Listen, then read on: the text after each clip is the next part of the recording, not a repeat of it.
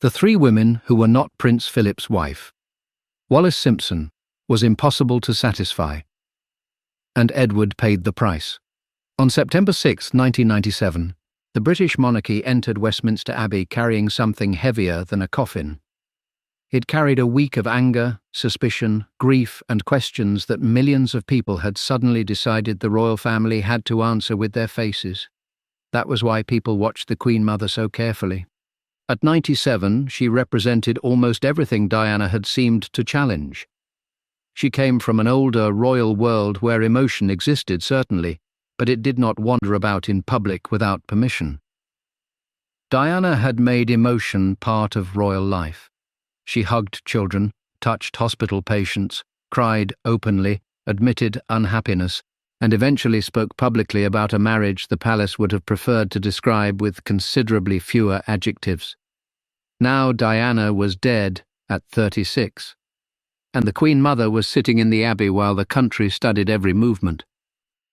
The television cameras could not know what anyone was thinking, neither could the people watching at home. A glance could be grief, discomfort, exhaustion, distraction, or simply the difficulty of sitting through a long service at 97. But by then the royal family had lost the luxury of having gestures treated as meaningless. Every expression was being interpreted. Every silence had become evidence for somebody. The Queen Mother had spent most of her long public life mastering precisely the opposite situation.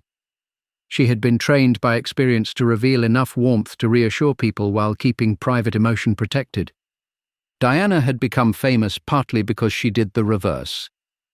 The difference between those two women had been developing quietly for years. Long before anyone imagined Diana's coffin passing through London, the Queen Mother occupied a unique place in Prince Charles's life. She was not simply his grandmother. She was one of the people with whom he felt most comfortable. Charles had grown up inside a peculiar arrangement. His mother became Queen Elizabeth II when he was only 3. From that moment she belonged not only to him and his sister but to the state. Her schedule became relentless. Audiences, ceremonies, tours, government papers, investitures, state visits, and countless duties competed with ordinary family life. His father, Prince Philip, loved his son, but the two were very different. Philip admired toughness.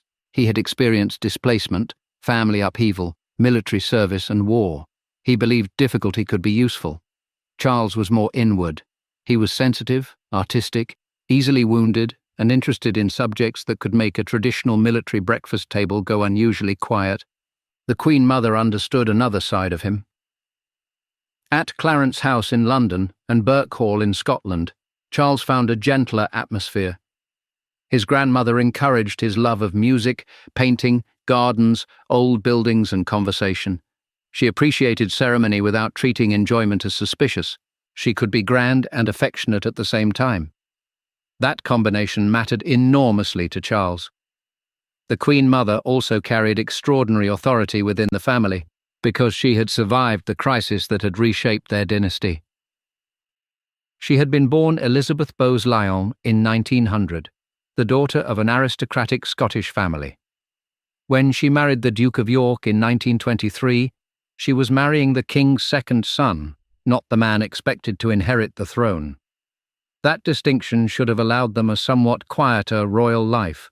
Then Edward VIII fell in love with Wallis Simpson. In 1936, Edward chose abdication rather than abandon his intention to marry her.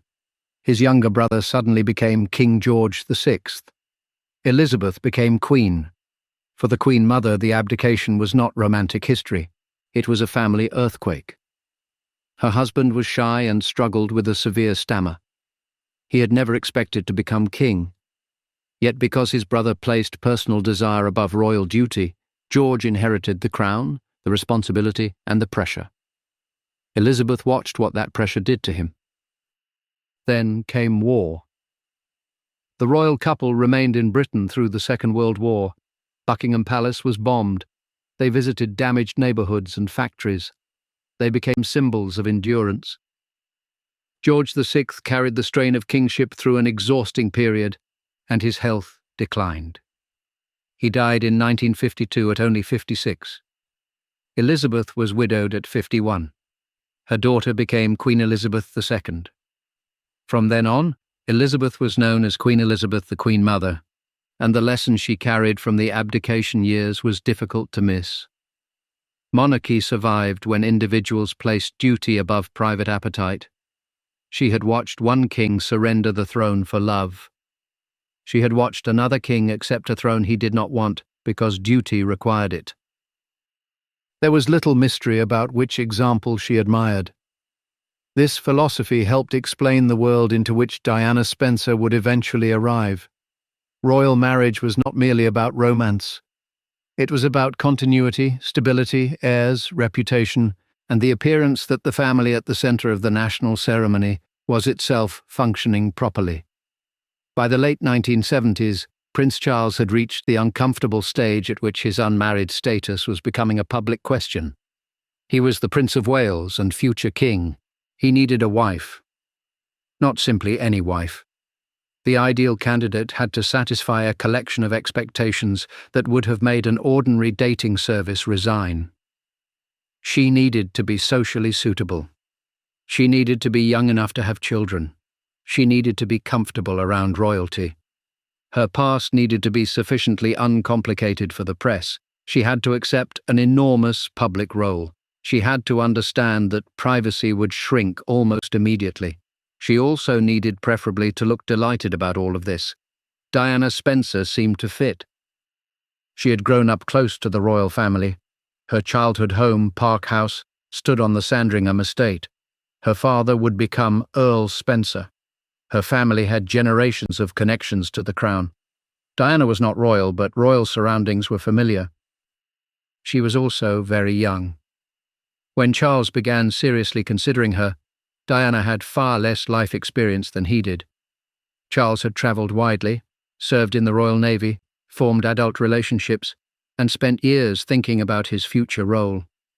Diana had worked with children and as a nursery assistant. She had lived with friends in London. She was still discovering who she was. That imbalance would matter later. At first it looked convenient. Diana appeared shy, cheerful, attractive, aristocratic, and unthreatening. The press adored the possibility almost immediately. Charles had previously dated Diana's older sister Sarah. By 1980, however, his attention had shifted toward Diana. Their courtship was not long. They met at country gatherings. Diana watched Charles play polo. She spent time around members of the royal family. She seemed comfortable in the social world surrounding him. One story became especially important. At a gathering in 1980, Diana reportedly spoke sympathetically to Charles about the death of Lord Mountbatten, his beloved great-uncle who had been killed the previous year. Charles was touched by her warmth. Diana possessed a powerful instinct for emotional connection. That instinct would later make strangers feel they knew her. At this stage, it made Charles see possibilities. The royal family could see them too. Diana had qualities that seemed suitable for the future wife of the heir. She came from the right background. She understood country house society. She had no public career competing with royal duty. She was young enough to adapt. Adaptation was the important word. The system expected Diana to enter royal life. Nobody imagined royal life would eventually have to adapt to Diana. The Queen Mother was part of the family landscape around the courtship. Charles trusted her opinion deeply. Her generation understood marriage through a different lens from the one Diana would eventually bring into the family. A successful royal marriage did not necessarily require constant emotional fulfillment. It required endurance. People could have complicated feelings. They could have disappointments. They could even have attachments that were best not examined too closely over breakfast. The essential thing was that the structure survived. Diana did not know how important that assumption would become. One reason was Camilla Parker Bowles. Camilla had known Charles before Diana entered his life. She was confident, socially experienced, amusing, and emotionally important to him. She had married Andrew Parker Bowles in 1973, but Charles's attachment to her remained significant. Diana gradually understood that she was not entering an empty emotional landscape. She was entering one in which Charles already possessed friendships, loyalties, memories, and attachments formed during years when Diana was still growing up. The age difference between them was 12 years. On paper, that might not seem fatal. Emotionally, it could feel much larger. Charles knew the world he lived in. Diana was being introduced to it, while simultaneously being told that she might one day become queen. Their engagement was announced in February 1981. Diana was 19. Charles was 32. The engagement interview contained a moment that would later seem almost cruelly prophetic. Asked whether they were in love, Diana answered positively. Charles replied with a remark questioning what being in love actually meant. Perhaps he intended sophistication. Perhaps he was nervous. Perhaps it was simply Charles being Charles, a man capable of discovering a philosophical problem where most bridegrooms would have settled for yes. But Diana heard it. The public heard it too. At the time the machinery of royal celebration kept moving, a wedding was coming. Diana moved into royal surroundings before the ceremony, spending time at Clarence House, the Queen Mother's London residence. She was entering a household governed by routines she had not created. There were servants, there were schedules. There were private secretaries, there were rules about clothes, behavior, conversation, seating, precedence, engagements, correspondence, and almost everything else that could possibly be organized. Royal life could make even spontaneity require an appointment. For a young woman who wanted emotional reassurance, this could be overwhelming. Diana later described feeling increasingly anxious before the wedding. She had concerns about Charles's relationship with Camilla. She was already struggling with bulimia, an illness that developed during the engagement period. Yet by July 1981, the wedding was not simply a private arrangement between two uncertain people. It was a national event. The night before the ceremony, Diana stayed at Clarence House. Outside, crowds gathered along the ceremonial route. Inside was a 20-year-old woman whose life was about to become public property. On July 29th, she travelled to St. Paul's Cathedral wearing one of the most famous wedding dresses of the century. It had an enormous train, layers of fabric, and sufficient volume to make entering a carriage a logistical achievement. Hundreds of millions of people around the world watched. The ceremony presented a perfect picture. A prince, a beautiful young bride, a dynasty continuing. The Queen Mother had seen royal history go wrong in spectacular fashion. To her generation, this wedding represented reassurance. The heir was married. The future appeared secure. For Diana, the ceremony solved none of the questions that mattered most. Did Charles truly love her in the way she needed? Could she trust his relationship with Camilla? Would the family understand her emotional needs? Could she become herself inside a role designed before she was born? Those questions followed her into the marriage. Titles could change overnight. People rarely did. Diana became Princess of Wales. Almost immediately she had to perform a job while learning what the job was. She travelled. She attended formal events. She met officials and dignitaries. She stood beside Charles while photographers recorded their every expression. The public response surprised nearly everyone. Diana was not merely popular. She was magnetic. Crowds leaned forward when she appeared. Newspapers discovered that photographs of Diana sold enormously well. Television cameras loved the changing expressions on her face. She did not possess the controlled stillness associated with older members of the family. She reacted. She smiled broadly. She looked nervous. She laughed. She looked down when embarrassed. She seemed emotionally visible. That visibility made people feel close to her. It also began changing the balance inside her marriage. Charles had spent his life preparing for public duty. He had serious interests in architecture, conservation, the environment, farming, religion, and traditional craftsmanship. He could spend years developing an argument. Diana could walk into the same room wearing a new dress and dominate the next morning's newspapers. This was not necessarily her intention. That made it no less frustrating. During official tours, crowds sometimes gathered overwhelmingly on Diana's side of the street. Charles could joke about it, but the joke contained an uncomfortable reality. His wife had become the attraction. In June 1982, Diana gave birth to Prince William. The birth transformed her position. She was now the mother of a future king. Motherhood also gave Diana an emotional role she understood more confidently than royal protocol. Her own childhood had been marked by her parents' unhappy marriage and separation. She had experienced the instability of a broken home. With William, she wanted closeness. She did not want motherhood to become another ceremonial duty. When Charles and Diana toured Australia and New Zealand in 1983, arrangements were made that allowed William to travel with them for part of the journey rather than remain in Britain for the entire tour. The decision reflected Diana's priorities. It also reflected a subtle shift in royal family life. Diana was not yet challenging the monarchy publicly. She was simply behaving according to instincts that did not always match established habits. The tour made her an international star. In Australia, the imbalance became impossible to ignore. Crowds wanted Diana. She was photographed endlessly. People responded to her youth and vulnerability. Charles sometimes appeared amused. At other moments, the strain was visible. It was an awkward problem. A future queen was supposed to attract affection. But what happened when the affection was stronger than the attention given to the future king? The Queen Mother understood popularity very well. She had spent decades cultivating public affection herself. She could be charming, warm, funny, and highly theatrical. She wore bright colours and distinctive hats. She attended races, she entertained. She had an extraordinary ability to make grandeur look enjoyable.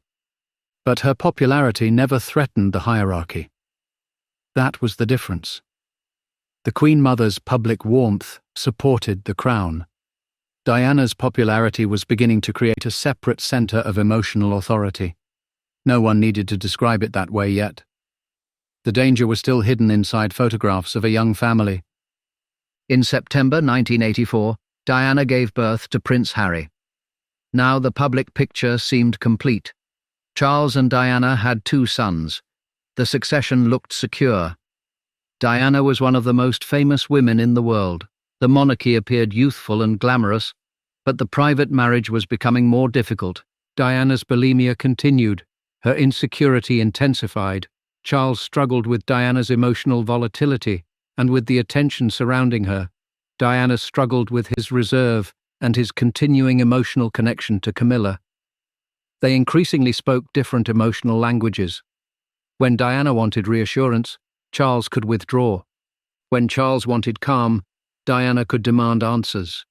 Each reaction made the other person's fear worse, and around them stood an institution designed to keep functioning regardless of personal turmoil.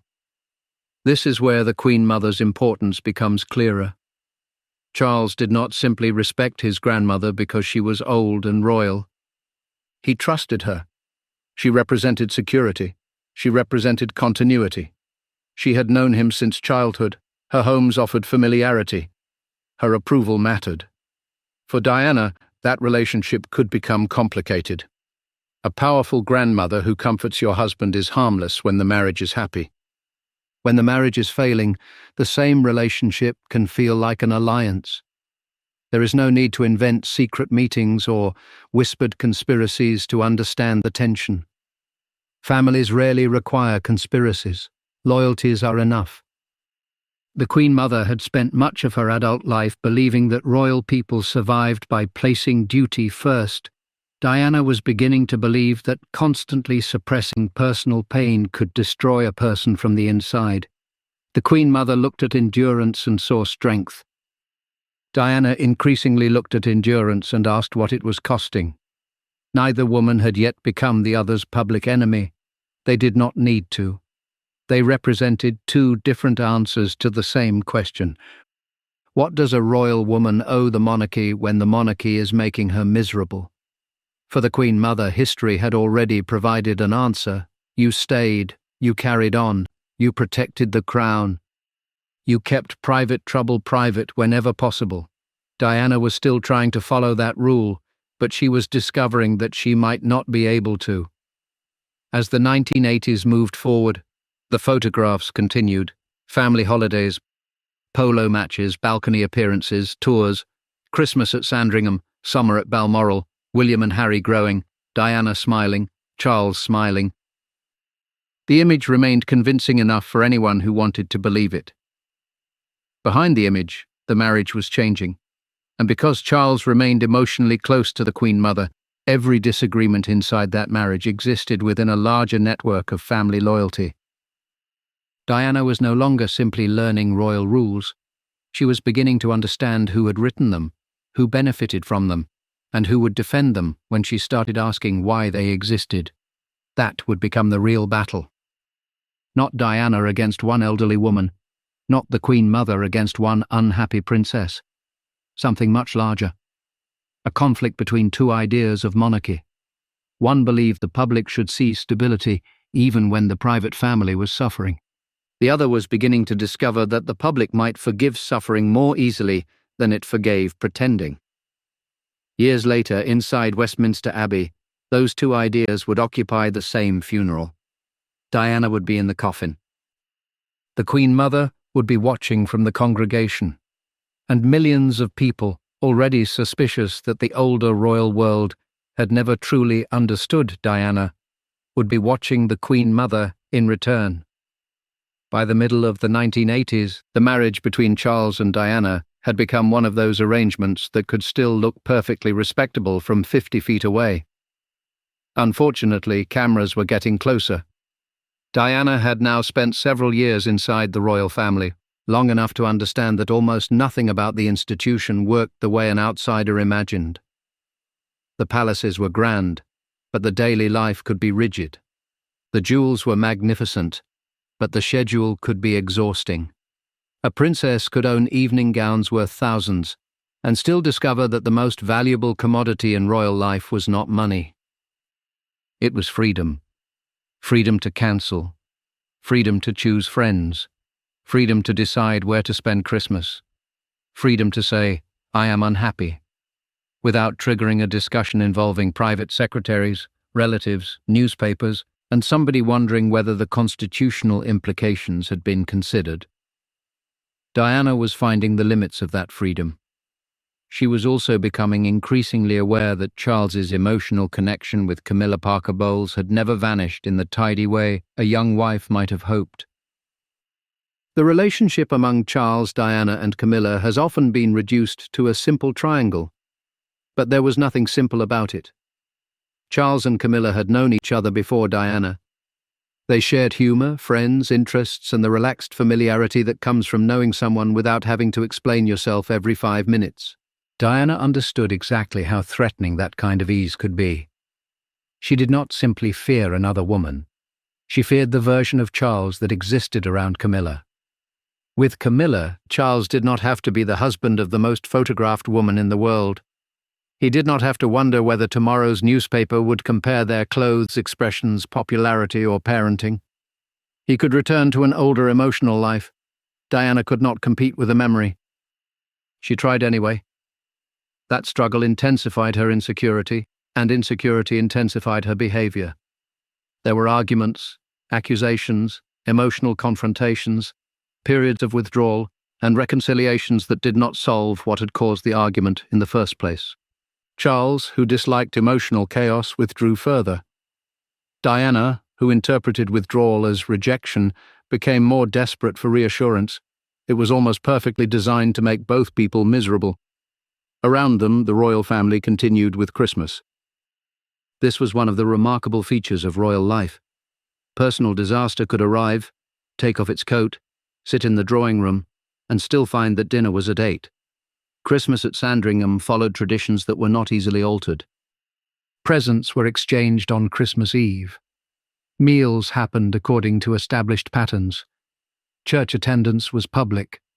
Family members gathered in a house where privacy was limited and history seemed to be sitting in every chair. Diana found these gatherings increasingly difficult. The older royal world was close-knit in a way that could feel secure if you belonged to it, and suffocating if you did not.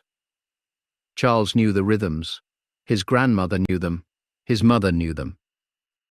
His relatives knew which jokes could be repeated, which subjects were avoided, who preferred which room, and how long an awkward silence could continue before somebody mentioned the weather. Diana was expected to learn, she did learn. But learning the rules did not make her feel protected by them. The Queen Mother remained one of the central figures in the family circle. At Christmas, at Balmoral, at family gatherings, she represented continuity with astonishing physical presence. She had been a royal wife before almost everyone around her had been born. She had entertained prime ministers, endured war, buried a king, and watched her daughter reign for decades. She was not the sort of person a young princess could casually correct over tea. Her authority was often informal, which made it stronger. She did not need to issue commands. A look of approval mattered. A preference mattered. A tradition she enjoyed acquired the force of geology. Charles remained devoted to her. That mattered increasingly as his marriage deteriorated. For Diana, the family structure could feel like a wall of existing loyalties. She had married one man, but entered an entire emotional system. Charles's grandmother was part of that system, just as his mother, father, siblings, friends, courtiers, and old companions were. When Diana became angry with Charles, she was not simply confronting Charles. She was confronting the way Charles had been formed. The Queen Mother had helped form him. She had encouraged his romantic view of tradition. She had given him shelter from the harsher parts of childhood. She had reinforced the importance of duty and continuity. She loved old houses, old manners, ceremony, country life, and the idea that royal service could carry personal meaning.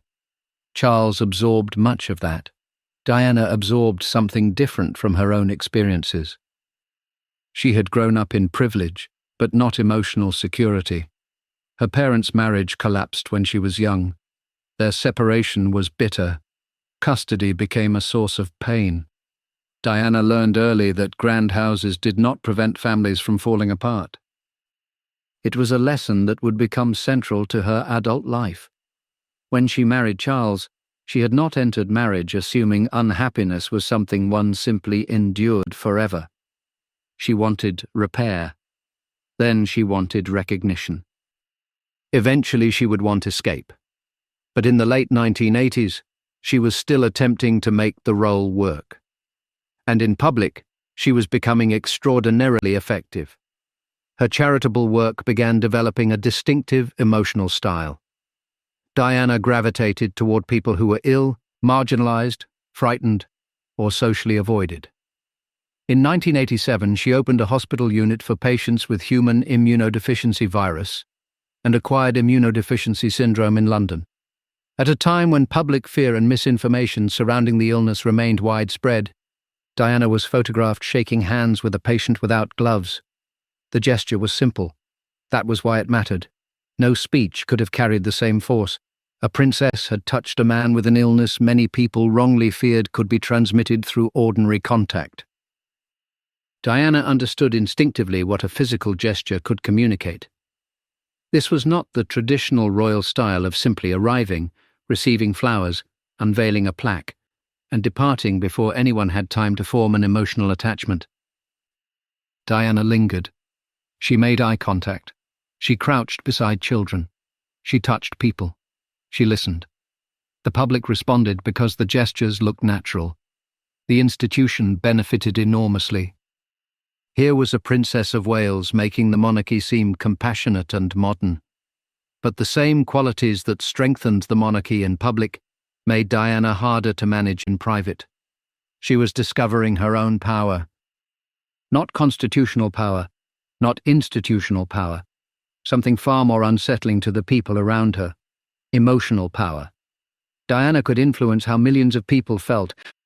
That meant a disagreement within the family was no longer guaranteed to remain within the family. Even if she said nothing publicly, people noticed her face. If she looked unhappy, newspapers asked why.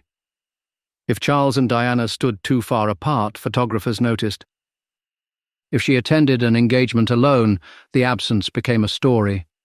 Their marriage was becoming a public puzzle. Inside the family there was still enormous pressure to preserve appearances. That pressure was not unique to Diana. The Queen Mother had lived by it. Her own marriage to George VI had been affectionate, but her public philosophy came from a generation in which royal difficulty was managed quietly. The abdication crisis had taught her what happened when private life escaped control. The very word abdication carried emotional weight for her. Edward VIII had chosen a relationship that the government and establishment could not accept under the circumstances. The result had pushed her husband onto the throne. To the Queen Mother, the episode was not evidence that love should conquer everything. It was evidence that one person's private decision could place an unbearable burden on everyone else. That history made Diana's growing dissatisfaction more alarming than it might have seemed in an ordinary family. If the marriage between the Prince and Princess of Wales failed publicly, the consequences would travel through the institution. Charles was not simply a husband. He was the heir. William was not simply a child. He was second in line to the throne. The marriage was carrying the future monarchy inside it. That made everyone more cautious. It also made honest conversation harder. Diana increasingly felt that when she expressed pain, people heard risk. She wanted someone to say the marriage was hurting her. The family often seemed more concerned with whether the hurt could be contained. There is a difference. It is the difference between comforting someone and managing someone. Diana became highly sensitive to it. She began turning increasingly toward friends outside the tightest royal circle. Some were aristocratic, others were not. She valued people who spoke to her as Diana rather than as a title. She also began developing confidence in causes that were personally hers. The public. Diana was growing stronger at precisely the moment the private Diana felt least secure. That contradiction made her fascinating. People could see a woman who entered a hospital ward with confidence and then looked painfully lonely at formal family occasions. They could see glamour alongside fragility. They could see the princess and the person. The Queen Mother's public image operated differently. Her persona was built on steadiness. For decades, she had rarely allowed private distress to alter the public performance. Even after George VI died, she returned to public life and continued working. She had constructed an identity around endurance. She genuinely believed in it. That belief is essential to understanding the later tension. If someone has survived by suppressing pain, another person's decision to express pain can look less like courage and more like danger. The Queen Mother's generation had been shaped by war and loss. Stoicism was not simply etiquette, it was survival. Diana belonged to a generation increasingly willing to talk about emotional damage. They were speaking different languages before either woman said a word. Charles was caught between them. His instinct was closer to his grandmother's. He valued privacy. He distrusted emotional spectacle. He disliked being pushed into intimate discussion under pressure. When Diana became distressed publicly, Charles could experience it not only as personal difficulty, but as a breach of the family's operating system. The more he retreated into familiar relationships and familiar places, the more Diana felt excluded. Balmoral could become particularly difficult. The Scottish estate was deeply important to the royal family. It offered privacy, shooting, fishing, walking, dogs, outdoor life, and traditions repeated year after year. Charles loved Scotland. The Queen Mother loved Scotland. Diana did not always find the rhythm comforting. The days could revolve around outdoor pursuits she did not necessarily enjoy. Clothing was practical. Weather was accepted as a personal challenge. Conversation followed family patterns. There were long periods in which everyone seemed to know what they were doing, except the person who had married into it. Diana could perform the role. She could smile. She could join walks. She could appear for meals. But she increasingly felt like an outsider. There is a particular loneliness in being surrounded by family when it is not quite yours. The Queen Mother, by contrast, was entirely at home in that world. She had lived in Scotland as a child. Birkhall was especially dear to her. Country life suited her. She understood the rhythms of royal summers as naturally as breathing. Charles and his grandmother could share that comfort. Diana could look at it and see an intimacy she could never fully enter. By the late 1980s, reports of marital difficulty were spreading. The palace still maintained the image of a functioning marriage.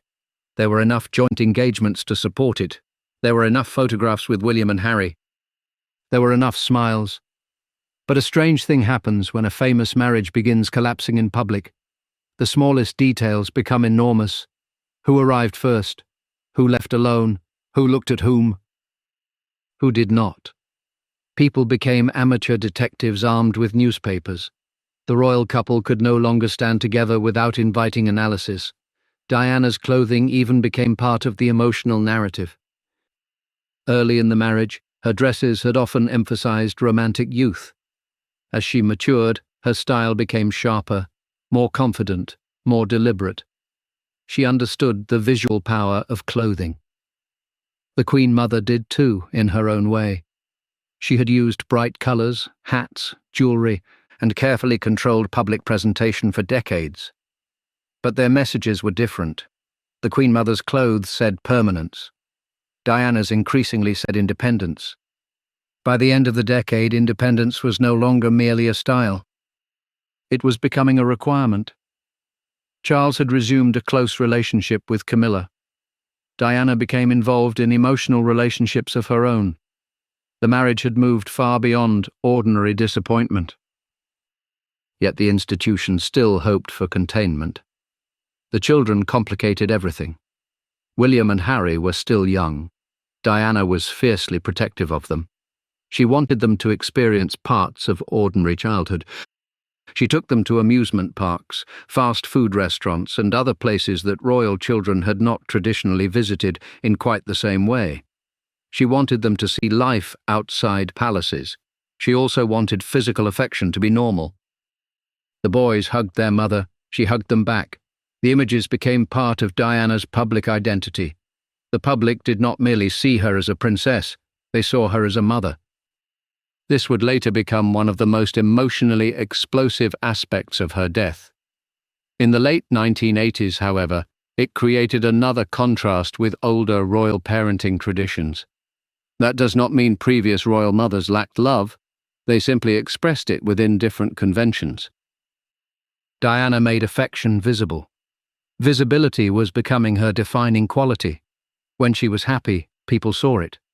When she was hurt, people saw that too. The monarchy had always relied on visibility while maintaining mystery. Diana was reducing the mystery. Then came one of the moments that revealed how powerful she had become. In 1989, during a party, Diana confronted Camilla about her relationship with Charles. The details of the encounter would later become famous through Diana's own account. She told Camilla that she knew what was happening. For Diana, this was an assertion of reality. She was tired of being expected to behave as though the emotional structure around her did not exist. The confrontation did not repair the marriage, it did something else. It marked a change in Diana. The young woman who had entered royal life, hoping to be accepted, was becoming willing to challenge the people within it. That frightened some members of the establishment, not because she possessed official authority, because she was losing fear. A frightened Diana could be guided, a confident Diana could refuse. By the beginning of the 1990s, the couple were living increasingly separate emotional lives. Public appearances continued, but the distance became harder to disguise. One photograph became particularly symbolic. In 1992, Charles and Diana traveled to India. Diana visited the Taj Mahal. She was photographed sitting alone on a bench in front of the monument. The picture was almost too perfect.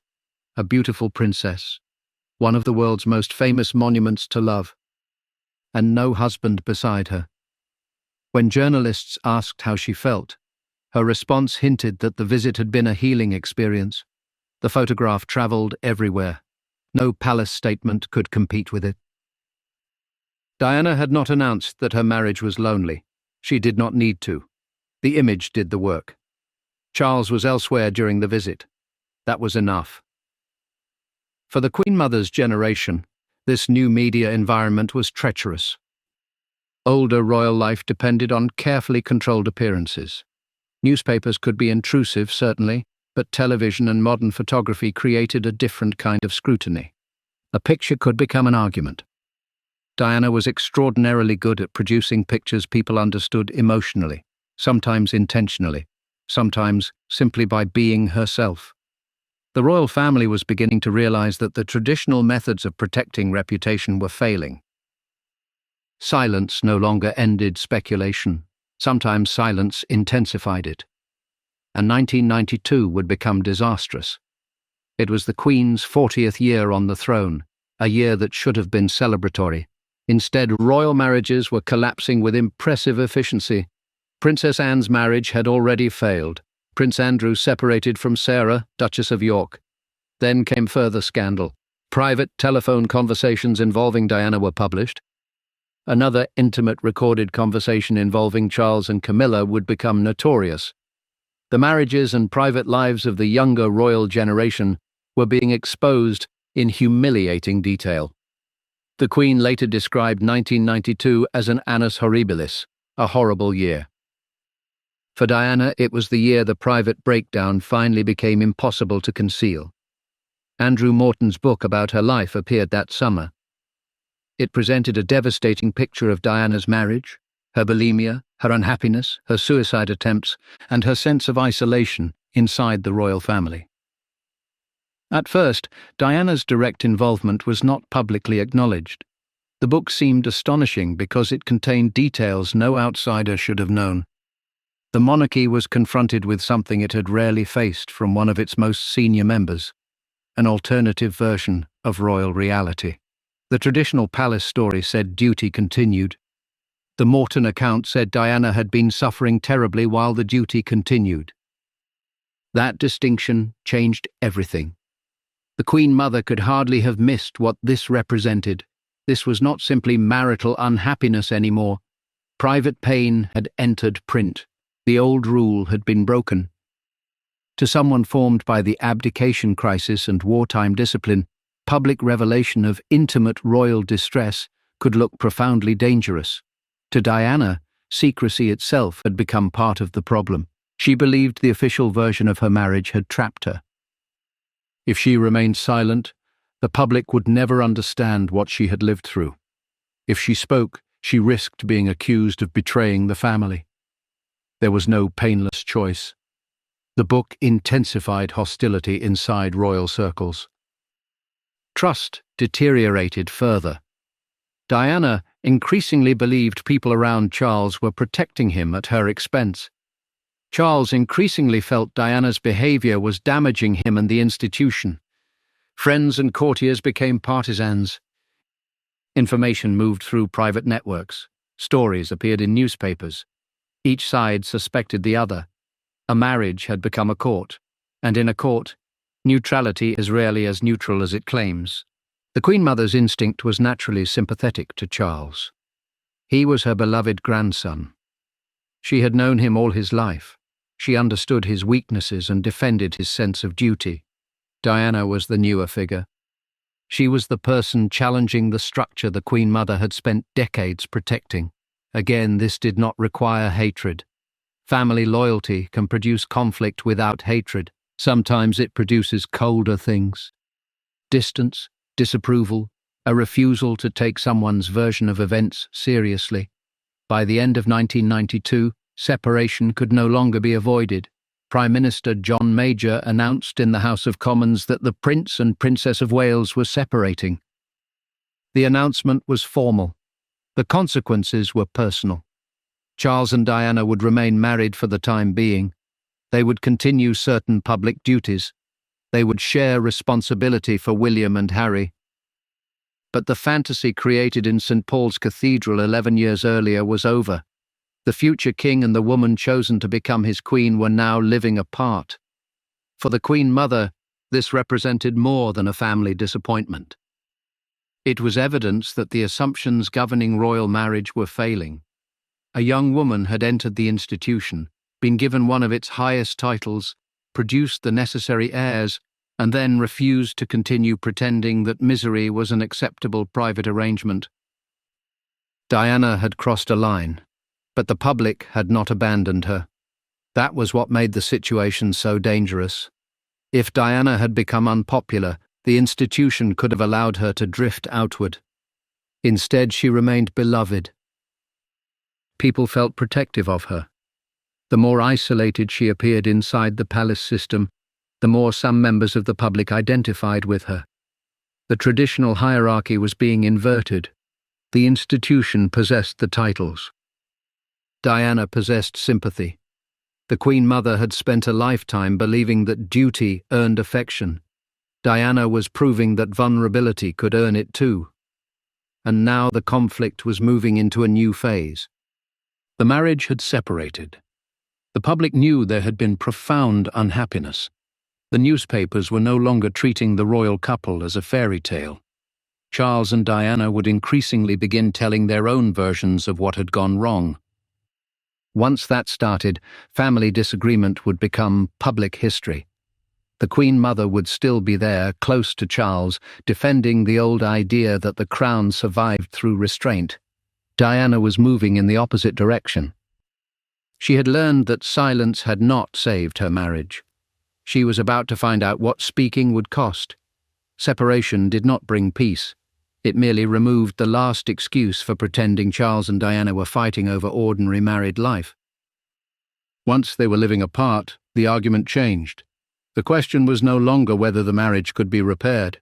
It was who would control the story of why it had failed.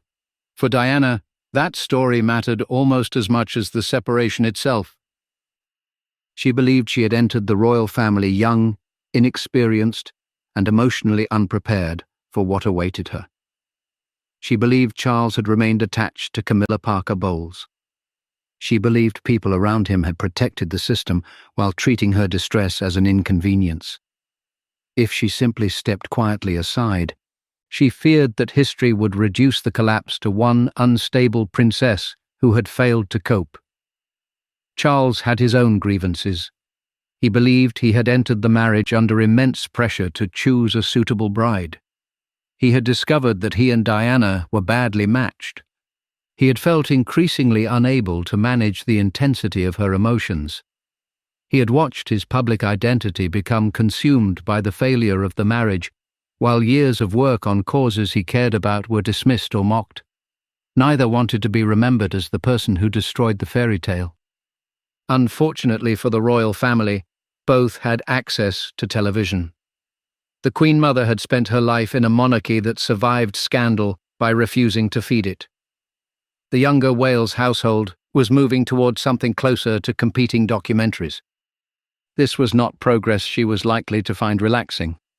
The separation of 1992 created practical questions immediately. Where would Diana live? What duties would she continue? How would the children divide their time? And what happened at family occasions? How much independence could the Princess of Wales possess while still officially married to the future king? Every answer carried emotional consequences. Diana remained at Kensington Palace. Charles spent much of his private time at Highgrove and elsewhere. William and Harry moved between their parents. The boys now belonged to two households that could not be separated from the national argument surrounding them. Diana tried to protect them from the worst of it, although protection was becoming nearly impossible. Newspapers waited outside. Photographers followed. Stories about Charles appeared. Stories about Diana appeared. Friends spoke. Unnamed sources spoke. People who had once attended dinner suddenly discovered that newspapers paid remarkably close attention to their memories. The monarchy had always depended on discretion. Discretion was becoming a commercial disadvantage. The Queen Mother belonged to a world where a trusted servant could spend decades knowing everything and saying almost nothing. By the early 1990s, the royal press had become more aggressive, more competitive, and far less willing to accept a polite palace sentence as the end of a story. Diana understood this environment better than many people around her. She knew photographs could create sympathy. She knew clothing could send a message. She knew where to look when entering a room. She knew how silence could sometimes be more effective than denial. Most important, she understood that the public relationship with the monarchy was changing. People no longer wanted merely to admire royal figures, they wanted to understand them. Diana was prepared to be understood. That made her dangerous to an institution built partly on mystery. In 1993, she announced that she intended to reduce her public engagements. The decision followed years of intense attention and emotional strain. She had become one of the most famous women in the world, but fame had turned daily life into surveillance. A simple journey could become a press chase. A friendship could become a romance by morning. A photograph taken over lunch could appear beneath a headline suggesting a crisis. Diana wanted more control over her life. She also wanted to choose her causes more carefully. The old royal model was based on volume.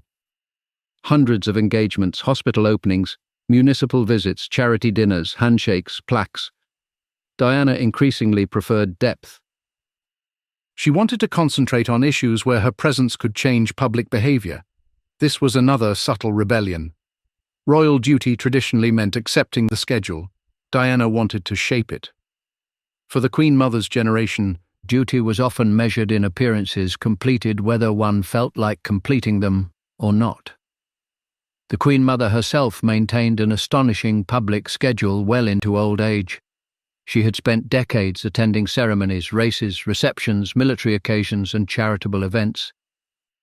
She did not regard duty as a route to self-expression. Duty was the thing one did because it was duty. Diana was moving toward a different model. If she was going to spend the limited currency of her fame, she wanted to decide where it would have the greatest emotional effect. That difference sounds small. Inside a monarchy, it was enormous. It raised an uncomfortable question. Was a royal figure serving the institution, or was the institution providing a platform for the royal figure?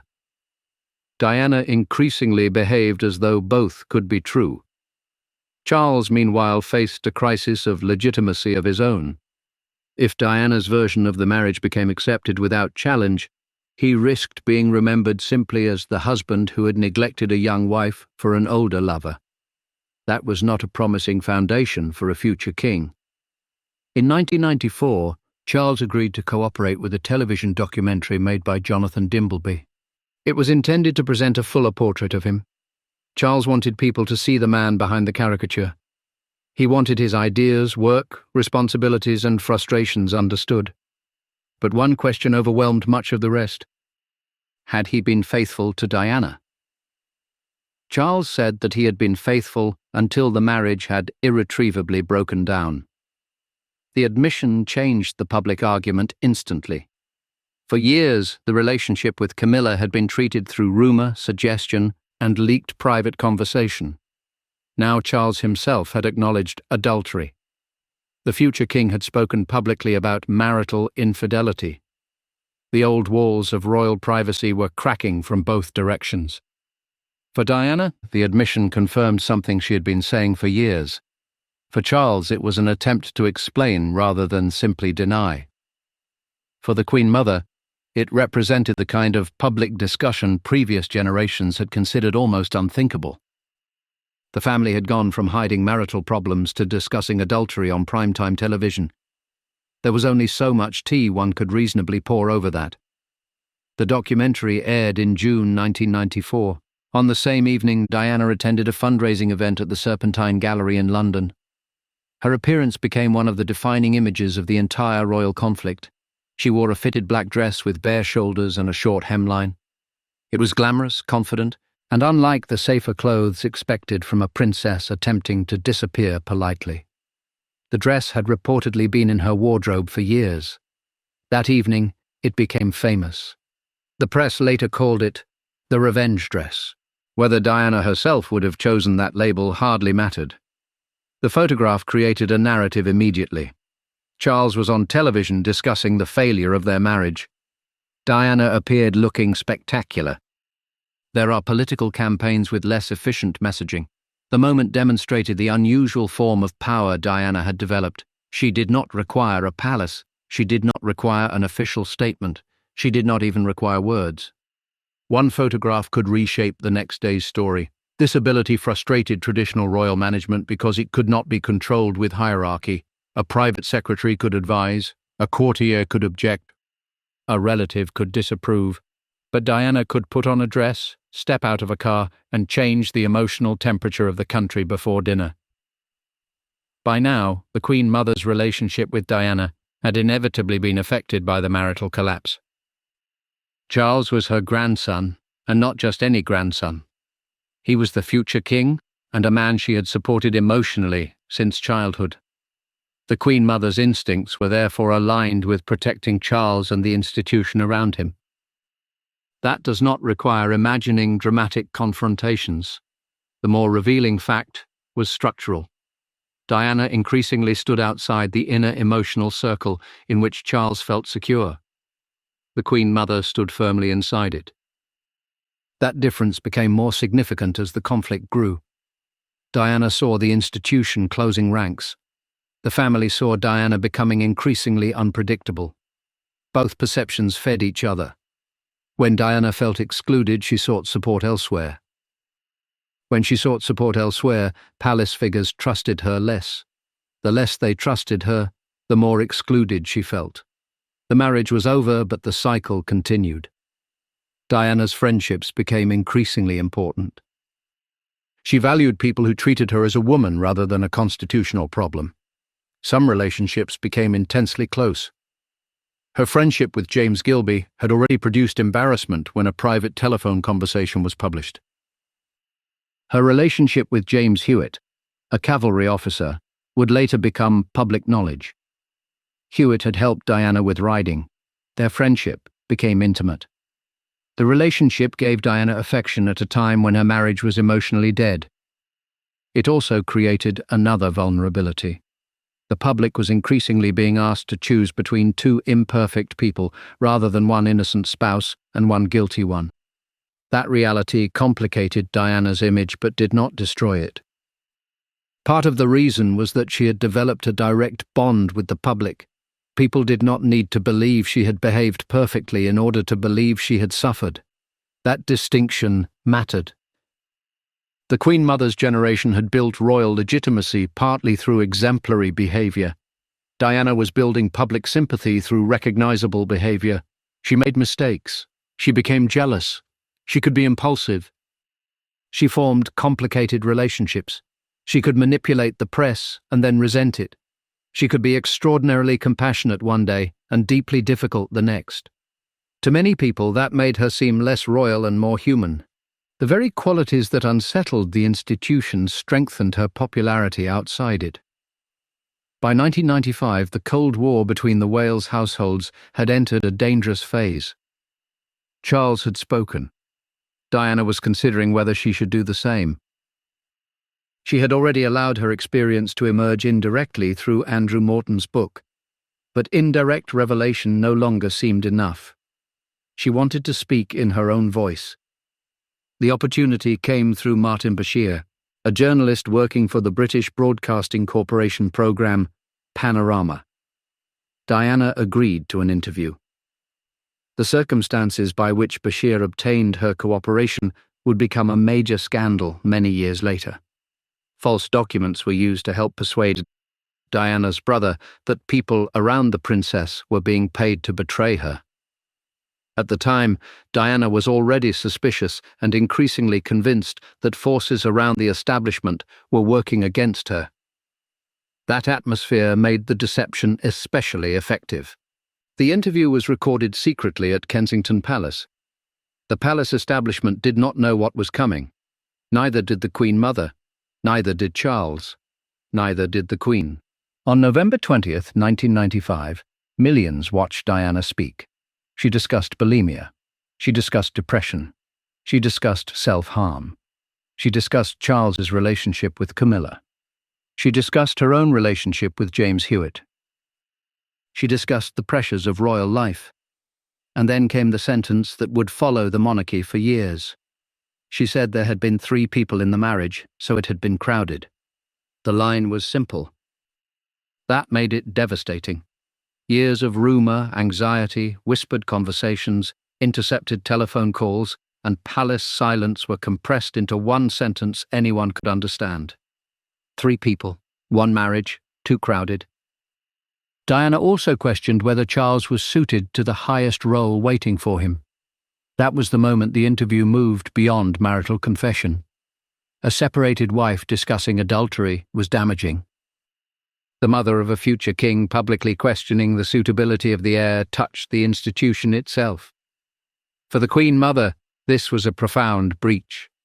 Her life's central principle had been that the monarchy came before private grievance. Diana had now taken her grievance to millions of people and connected it directly to the future of the crown. There could be no return to the old arrangement after that. The interview transformed Diana from a difficult royal wife into something the institution had never seriously encountered before. A royal insider with an independent public constituency. She still had the title. She still lived at Kensington Palace. She was still the mother of the future king. But she was now openly describing the machinery from inside. The monarchy could discipline an employee. It could dismiss a courtier. It could distance itself from a friend. Diana was different. She could not be removed from history. William and Harry guaranteed that. Whatever happened between Charles and Diana, she would always be the mother of the king's sons. This gave her a form of permanent relevance. The reaction inside the royal family was severe. The Queen had tolerated years of separation and damaging publicity partly because divorce carried its own complications. After Panorama, the balance changed. The Queen wrote separately to Charles and Diana, indicating that an early divorce was desirable. The marriage that had begun under cathedral bells in 1981 was now being formally pushed toward legal conclusion by the sovereign. There was a certain brutal symmetry to it. The monarchy had helped create the marriage. The monarchy was now helping end it. The Queen Mother would have understood the necessity even if the situation distressed her. From the institutional perspective, the existing arrangement had become intolerable. Charles and Diana were still technically married while publicly dismantling each other's credibility. Every new revelation damaged the crown. Every interview invited another response. Every response created another headline. Divorce, once considered the great threat, had begun to look like containment. For Diana, however, the negotiations were not merely about leaving Charles. They were about identity. What title would she retain? What status would she have? Where would she live? What financial settlement would be made?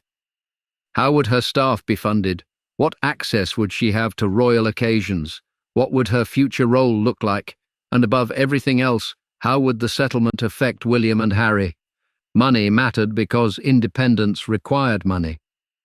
Diana had lived within royal structures where housing, staff, transport, security, and official expenses were tied to position. Divorce meant separating personal life from that structure. A settlement, therefore, was not simply a payout. It was the financial architecture of a new existence. Negotiations were tense. Diana wanted enough independence to live securely and maintain a household appropriate for the mother of a future king.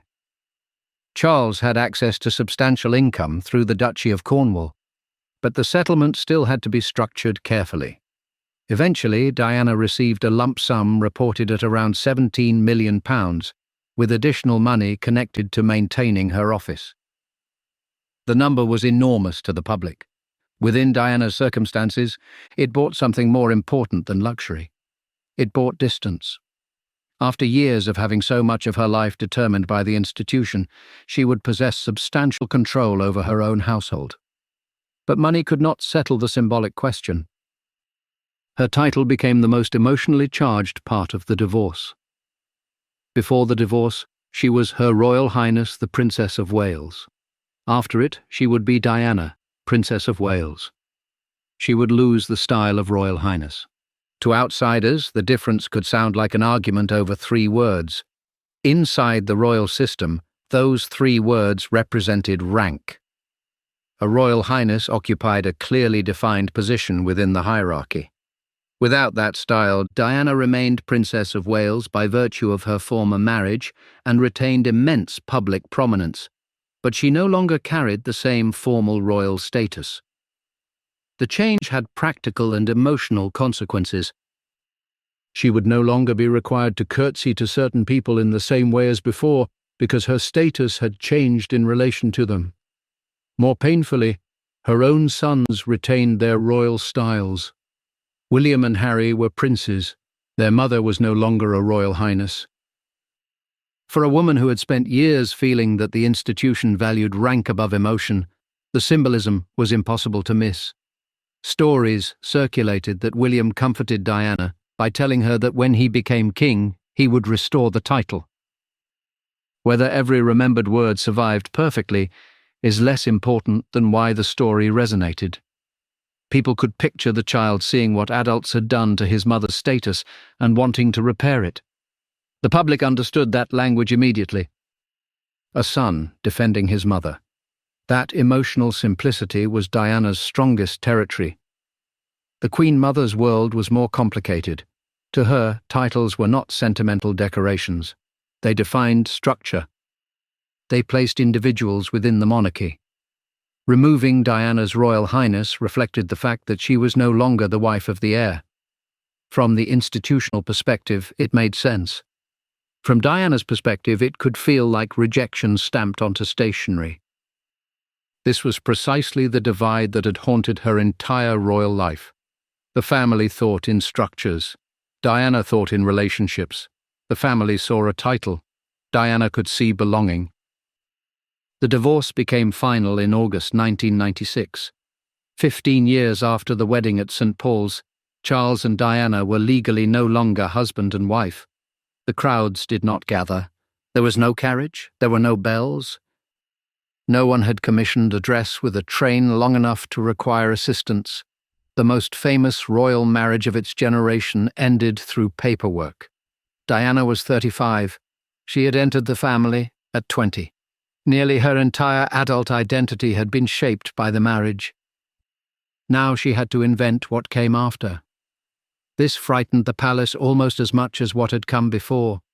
A married Diana could be contained by protocol. A separated Diana could still be treated as part of a royal couple in difficulty. A divorced Diana was something new. She was independently wealthy. She was internationally famous. She retained Kensington Palace as her home. She remained the mother of William and Harry. She had access to presidents, celebrities, billionaires, charity leaders, fashion designers, journalists, doctors and campaigners, and she no longer had a husband whose household could formally direct her. For the first time since she was 19, Diana possessed the possibility of choosing the shape of her own life. The Queen Mother, meanwhile, remained exactly what she had been: royal, senior, traditional, close to Charles, devoted to continuity. The contrast between them had never been sharper. One woman had spent decades proving that survival came from remaining inside the system. The other had just survived by leaving it. Diana began reducing the number of charities with which she was formally associated. She did not want hundreds of honorary positions. She wanted a smaller group of causes she could genuinely influence.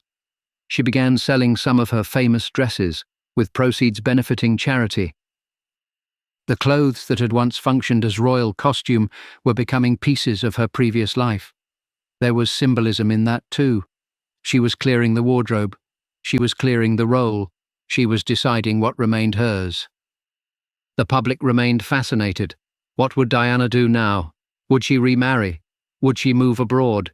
Would she become a global humanitarian figure? Would she write a book? Would she continue speaking about the royal family? Would she become even more powerful outside the palace than she had been inside it? Nobody knew.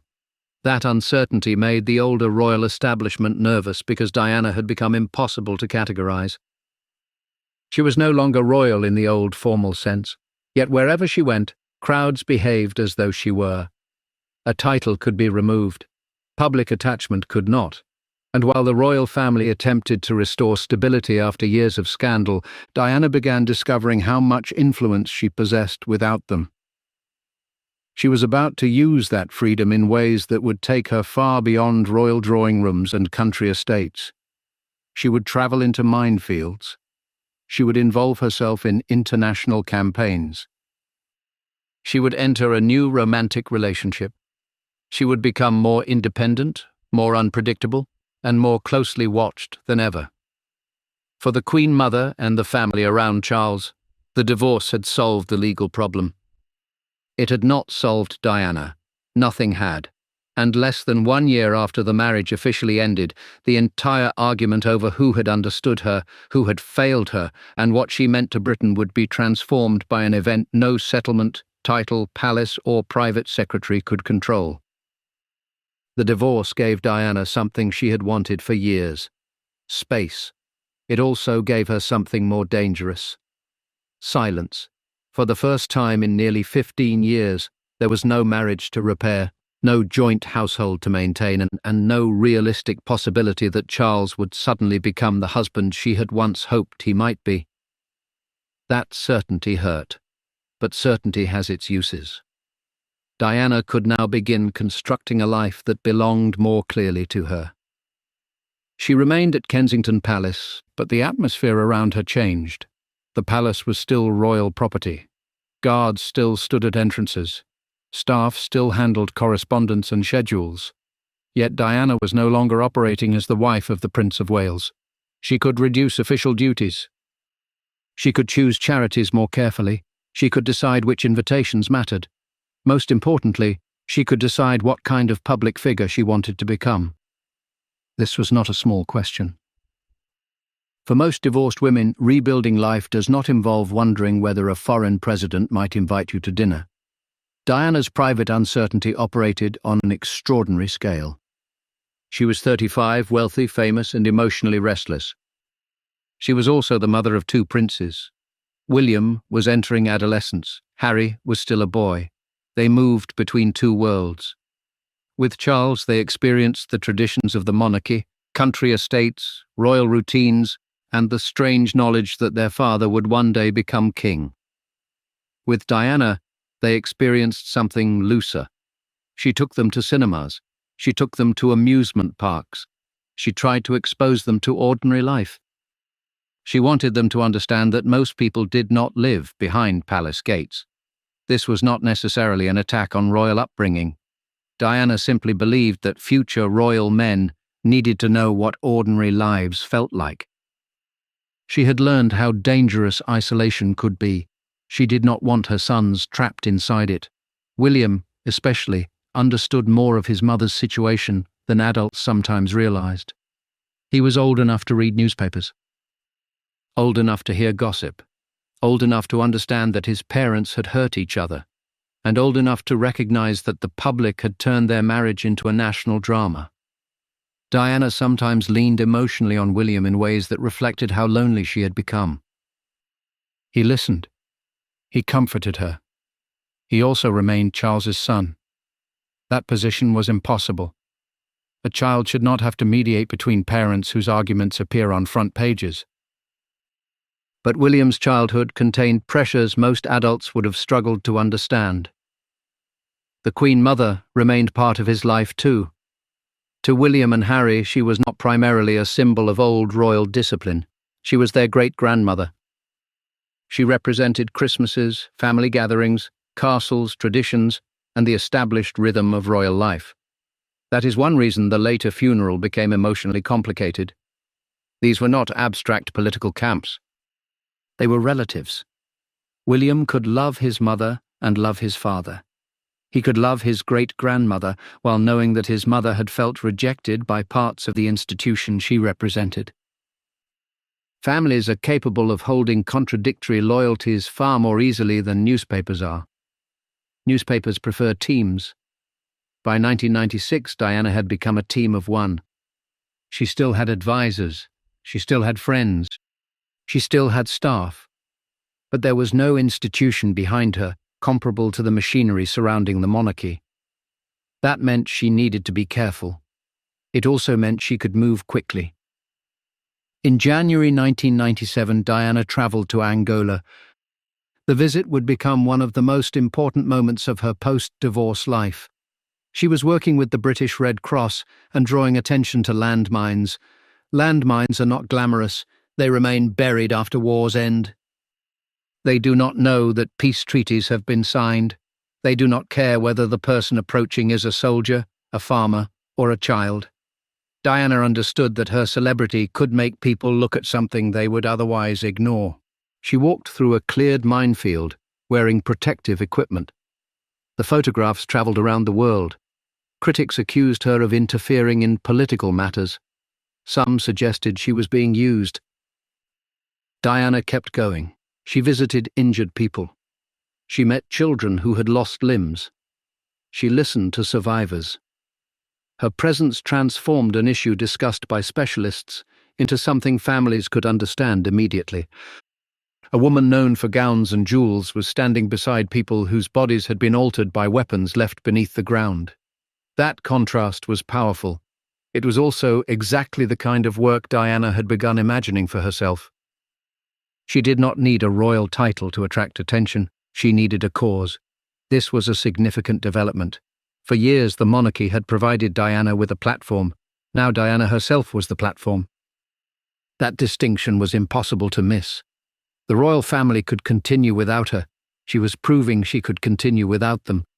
The Queen Mother had spent decades representing Britain through ceremony. Diana was beginning to represent compassion through activism. Neither role was necessarily superior, but the comparison reinforced the sense that two different kinds of public service now existed. One was institutional. The other was personal. The Queen Mother entered a room carrying history. Diana entered carrying emotion. Both were powerful. Only one was becoming more fashionable. At 96, the Queen Mother had no need to reinvent herself. Her public image was already fixed. She attended engagements, she went to the races, she appeared at ceremonial occasions, she maintained an astonishing schedule for someone approaching 100. Her longevity had become part of her mythology. People had known her for so long that she seemed almost permanent. She had been queen before many television viewers had been born. She had lived through the Second World War. She had stood beside Churchill. She had watched her daughter become sovereign. She had seen Charles born, grow, marry, separate, and divorce. Now she watched the next generation attempting to understand what monarchy meant in an age that demanded confession from public figures. Diana's popularity unsettled some people around the institution because it was based on exactly the quality older royal tradition had tried to regulate: personal feeling. Diana was loved partly because she appeared to need love. The Queen Mother had always projected the opposite. She seemed complete, secure, certain. People could admire her without imagining they needed to rescue her. Diana inspired rescue instincts. That emotional bond survived the divorce. In some ways, it strengthened. Once she was no longer married to Charles, supporters could see her as liberated. She was no longer the young woman standing slightly behind the heir. She could walk into a room alone and know everyone had come to see her. Her wardrobe changed. Her schedule changed. Her friends changed. She began spending time with people outside the old aristocratic network, and she was moving outward. Then came romance. Diana had already experienced relationships after the collapse of her marriage, but by 1997 her personal life was again becoming a source of intense public fascination. One important relationship had been with Hasnat Khan, a heart surgeon of Pakistani background whom Diana met at the Royal Brompton Hospital. The relationship was unlike the theatrical world around her. Hasnat was serious, private, professionally committed. He was not seeking celebrity. That alone made him unusual in Diana's life. She was drawn to him. She reportedly considered the possibility of a future together. But privacy was almost impossible. For a surgeon accustomed to hospital work, becoming connected to Diana meant the possibility that strangers would study his family, religion, career, and private decisions. Diana's fame could make affection expensive. That had been true with Charles. It remained true outside the marriage. Their relationship eventually ended. Diana was hurt. The end came during a period when she was trying to imagine what ordinary happiness might look like for someone who could no longer live ordinarily. Then another man entered the picture, Dodi Fayed. He was the son of Muhammad al-Fayed, the wealthy businessman who owned Harrods. The Fayed family lived in a world of money, yachts, hotels, private aircraft and luxury on a scale that could make Kensington Palace seem almost economical. Dodi was wealthy, charming, and accustomed to privileged circles. During the summer of 1997, Diana accepted invitations connected to the Fayed family and spent time in the Mediterranean. The photographs appeared almost immediately. Diana on a yacht, Diana swimming, Diana relaxing in the sun, Diana with Dodi. The images produced exactly what photographers wanted. A new romance, a glamorous widow in everything but legal terminology because Diana was divorced, not widowed. A billionaire's son, the Mediterranean, luxury, mystery. The newspapers could hardly ask for better material without appearing greedy. Diana understood the photographers were there. Sometimes she appeared to play with the attention. At other moments, she clearly hated it. This contradictory relationship with the press had defined much of her adult life. She needed publicity for charitable work. She used publicity during battles with the palace. She also experienced photographers as a constant invasion. The press could help her create independence, then the same press could make independence impossible. By August, photographs of Diana and Dodi together were appearing widely. Speculation escalated. Were they serious? Would Diana marry again? Would she leave Britain? Would William and Harry acquire a stepfather from a wealthy Egyptian family? Would the mother of a future king spend much of her life abroad? Nobody knew. That did not stop anyone from answering. Inside the royal family, Diana's new independence created awkward questions. She was no longer formally part of the core institution. The palace had no authority over her romantic decisions. But her choices still affected William and Harry. That meant they still affected Charles. And anything affecting Charles ultimately touched the monarchy. The divorce had separated two adults. It could not separate the family. This was the trap nobody had solved. Diana could become financially independent, she could lose the Royal Highness style, she could choose her own friends, but she could not become irrelevant to the crown. Her children made that impossible. The Queen Mother would have understood the problem instinctively. In her world, royal marriage was supposed to contain complications. Divorce released them. Once Diana was outside the formal structure, the institution could no longer manage her while still being affected by almost everything she did. That was precisely what older members of the family had feared. Yet, during the summer of 1997, there was also a sense that the worst conflict had passed. The divorce was complete. Charles was rebuilding his public life. Diana was building hers. William and Harry were growing. The open warfare that had marked the early 1990s had cooled. The future was still awkward, but it was imaginable. Nobody knew how short that future was. In August, Diana continued her travels. She spent time aboard the yacht Jonicle with Dodi. Photographers followed them relentlessly. The competition for images had become intense because Diana photographs were worth enormous amounts of money. A single exclusive photograph could be sold internationally. That transformed following Diana from celebrity gossip into a business. The better the picture, the larger the potential reward. The more private the moment, the more valuable it became. This economic pressure created dangerous behavior. Photographers pursued vehicles. Motorcycles followed cars. Hotels were watched. Entrances were surrounded. Diana had lived with this for years. She hated it. She also knew there was almost nowhere she could go without attracting attention. At the end of August, Diana and Dodi arrived in Paris. They stayed at the Ritz Hotel, which belonged to Dodi's father. Paris should have offered beauty, privacy, dinner, perhaps a quiet final night before returning to Britain. Instead, photographers were waiting. Diana planned to return to London. William and Harry were in Scotland with Charles and the royal family. The boys were spending the summer at Balmoral. Their mother spoke to them by telephone. Nothing about those conversations suggested finality. That is one of the cruelest features of sudden death.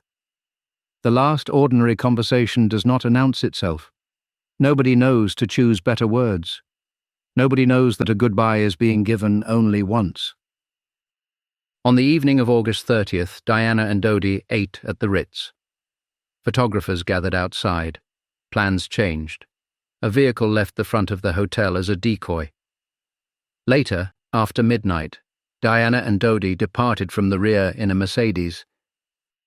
Henri Paul, an acting security official at the Ritz, drove. Trevor Rhys-Jones, Dodi's bodyguard, sat in the front passenger seat. Diana and Dodi sat in the back. The car entered Paris streets. Photographers followed. Shortly after midnight, the Mercedes entered the Pont de l'Alma tunnel at high speed. It struck a pillar. Dodi Fayed died at the scene. Henri Paul also died. Trevor Rhys-Jones was critically injured. Diana was alive. Emergency workers treated her. She was taken to the Pitié-Salpêtrière hospital. Doctors worked to save her. For several hours, events unfolded in that strange darkness between accident and knowledge. Britain was asleep. At Balmoral, William and Harry were asleep. Charles was there. The Queen was there. Prince Philip was there. The Queen Mother was nearby at Burke Hall. The royal family had gone to Scotland for the summer as it did every year. The place that represented continuity was about to receive news that would shatter it. At around 4 a.m. in Paris, Diana was pronounced dead. She was 36.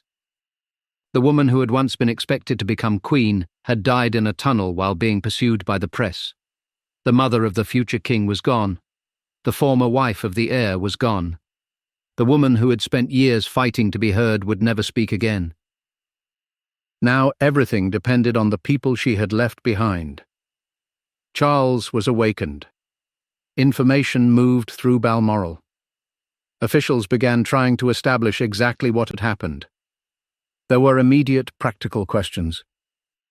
Where was Diana's body? Who had authority to bring her home? What would happen to William and Harry? How would they be told? What status did Diana's death have now that she was divorced? Would there be a royal funeral? Would there be a private Spencer family funeral? Who would speak publicly? What should the Queen do? What should Charles do? The very divorce that had been intended to clarify Diana's position suddenly made her death harder to categorize. Had she died as a former member of the royal family, as the mother of 2 princes, as Diana, Princess of Wales, as one of the most famous women on earth? The answer was all of them. The institution had procedures for the death of royal figures. Diana no longer fitted neatly inside those procedures. And the person whose life had repeatedly forced the monarchy to improvise was now forcing it to improvise one final time. Charles faced an especially painful position. Diana was his former wife. Their marriage had been bitter. They had publicly wounded each other, yet she was also the mother of his sons. Whatever had happened between them, that bond could not be divorced. He wanted her body brought home with dignity. That itself required decisions. A royal aircraft was eventually used to return her from Paris. Charles travelled to France with Diana's sisters. The decision carried symbolism. The institution that had removed Diana's Royal Highness style was now using royal machinery to bring her body back to Britain. In life, everyone had argued about whether she belonged. In death, nobody could escape the fact that she did. At Balmoral, the immediate priority became William and Harry. William was 15. Harry was 12. Their mother had died while they slept. Charles had to tell them. No palace training prepares a father for that. No royal title changes what such words do to a child. The Queen and Prince Philip focused on protecting the boys from immediate public pressure. The Queen Mother was part of the family circle facing the shock. For the older generation, the instinct was understandable: keep the children sheltered. Remain at Balmoral, allow them privacy. Do not expose 2 grieving boys to crowds and cameras. It was a humane instinct. It would soon become a public relations catastrophe. Because while the royal family stayed in Scotland, London was beginning to transform. News spread before dawn. Radio stations changed programming. Television schedules were interrupted. People woke to the announcement. Diana was dead. At first there was disbelief, then grief, then movement. People began travelling toward Kensington Palace. Flowers appeared. A few bouquets became hundreds. Hundreds became thousands. Messages were attached. Candles were placed. People cried beside strangers. The gates of Diana's home became the centre of a national mourning ritual nobody had planned. The palace establishment had spent centuries organising ceremony. This ceremony organised itself. That was what made it so powerful. No invitation had been issued. No court circular had announced it. No official had decided where people should stand. They simply came. And as the flowers spread across the pavement, another question began spreading with them. Where was the royal family? The Queen was at Balmoral. Charles was at Balmoral before travelling to Paris. William and Harry were at Balmoral. The Queen Mother was in Scotland. The Royal Standard did not fly at half-mast above Buckingham Palace because by tradition it was flown only when the sovereign was in residence and was not treated like an ordinary national flag. The explanation was technically correct. It was emotionally useless. People did not want a lesson in flag protocol. They wanted a sign. Diana had built her public relationship around signs. Touch, expression, presence. The institution responded first with procedure. The contrast was devastating. The Queen Mother had spent almost an entire century believing that calm behaviour during crisis reassured the country. Now restraint was being interpreted by some people as indifference. The monarchy had entered unfamiliar territory. The public was not merely mourning Diana, it was beginning to judge the family she had left. And because the Queen Mother represented the oldest surviving version of royal reserve, every future appearance she made would be read through that growing anger. The week that followed would become one of the most dangerous of the modern monarchy.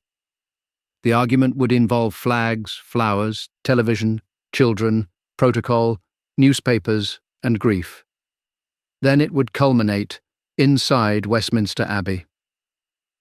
By the time the Queen Mother took her seat there, millions had already decided that faces mattered, and they were going to watch hers very closely. The first hours after Diana's death created a problem the monarchy was not built to solve. The problem was not grief. The royal family understood grief. The Queen Mother had buried her husband. The Queen had buried her father. Charles had lost Lord Mountbatten, the older relative who had been one of the great emotional influences of his life.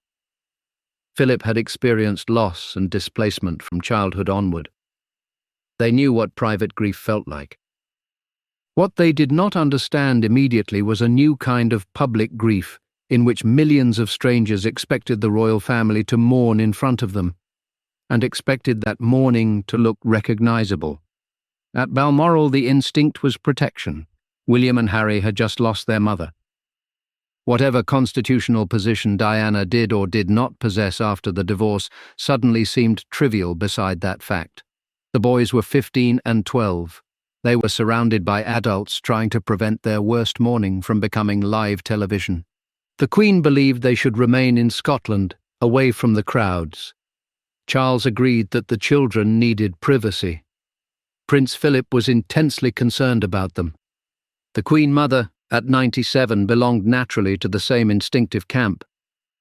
Family first, privacy first. Control the situation. Do not rush children onto a balcony because strangers want reassurance. That approach made sense inside Balmoral. Outside Balmoral, it began to look disastrous. Britain was experiencing something far larger than an ordinary public reaction to the death of a famous person. Diana had become woven into the emotional lives of people who had never met her. Some remembered her wedding. Some remembered the births of William and Harry. Some had watched her marriage unravel while their own marriages were doing the same. Some had admired her work with patients who had acquired immunodeficiency syndrome. Some had watched her walk through a minefield. Some simply believed she had been treated badly. To them, Diana was not an abstract former princess. She had grown older in their living rooms. Now, suddenly, she was gone. The response became physical. People needed somewhere to put grief, so they put it outside Kensington Palace. Flowers spread along the gates, then across the pavement, then farther. Bouquets arrived wrapped in paper. Single roses appeared, children brought drawings, adults left handwritten notes, candles burned beside photographs, people stood silently, others sobbed openly. Some arrived carrying anger alongside grief. The palace had never ordered this, no committee designed it, no official approved the wording. That was precisely why it carried such force. For centuries, the monarchy had specialized in public ritual. Now the public was creating a ritual without the monarchy, and the monarchy was somewhere else. At Balmoral, Sunday morning arrived only hours after the death. The family attended church at Crathy Kirk. This decision would later be examined almost as closely as everything else that week. From the family's perspective, church was natural. They were grieving. They were together. The boys were in shock. Going to church offered routine and prayer. From the outside, however, people were waiting for something unmistakable, a visible gesture, a statement, a face showing devastation. Instead, the public saw the family continuing one of its familiar Balmoral routines. That gap between intention and appearance became the story of the week. The Queen Mother was among those now being observed through this strange new lens. She had been a national symbol of endurance for more than 60 years. Her instinct in crisis was almost perfectly consistent. Remain composed, appear steady, do not collapse publicly. In 1940, that had looked brave. In 1997, some people were beginning to interpret the same behavior as coldness. Nothing about the Queen Mother's character had suddenly changed. The audience had. This was the central misunderstanding. The older royal generation believed public composure was a gift to the country. The country, or at least a highly visible portion of it, now wanted emotional participation. People did not want the royal family to reassure them that life continued normally. They wanted confirmation that life could not possibly be normal because Diana had died. That was a very different demand. Charles travelled to Paris to bring Diana's body home. He went with her sisters, Lady Sarah McCorquodale and Lady Jane Fellows. The sight of Charles arriving in France carried enormous emotional complexity. This was the man from whom Diana had been divorced 1 year earlier. The man whose relationship with Camilla had helped destroy the marriage. The man Diana had accused publicly of contributing to her unhappiness. Yet he was also the father of her children. He had known her since she was a teenager. He had shared 15 years of marriage, argument, travel, parenthood, public duty, and private disappointment with her. Human relationships do not become emotionally simple because lawyers complete the paperwork. When Charles saw Diana's body, the old categories became useless. Former wife, former husband, princess, prince. None of them could explain what remained. He helped bring her home. The coffin was covered with the royal standard. That detail alone revealed how rapidly the meaning of Diana's status had changed. During the divorce, enormous attention had been paid to whether she should retain the style of Royal Highness. She had not. Now she was being returned to Britain with royal honours.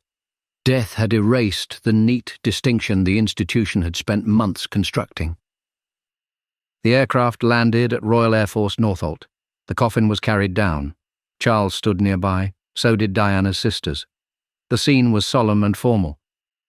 Diana's body was taken to a private mortuary and later to the Chapel Royal at St. James's Palace. The funeral preparations began, and almost immediately the question arose, what kind of funeral should this be?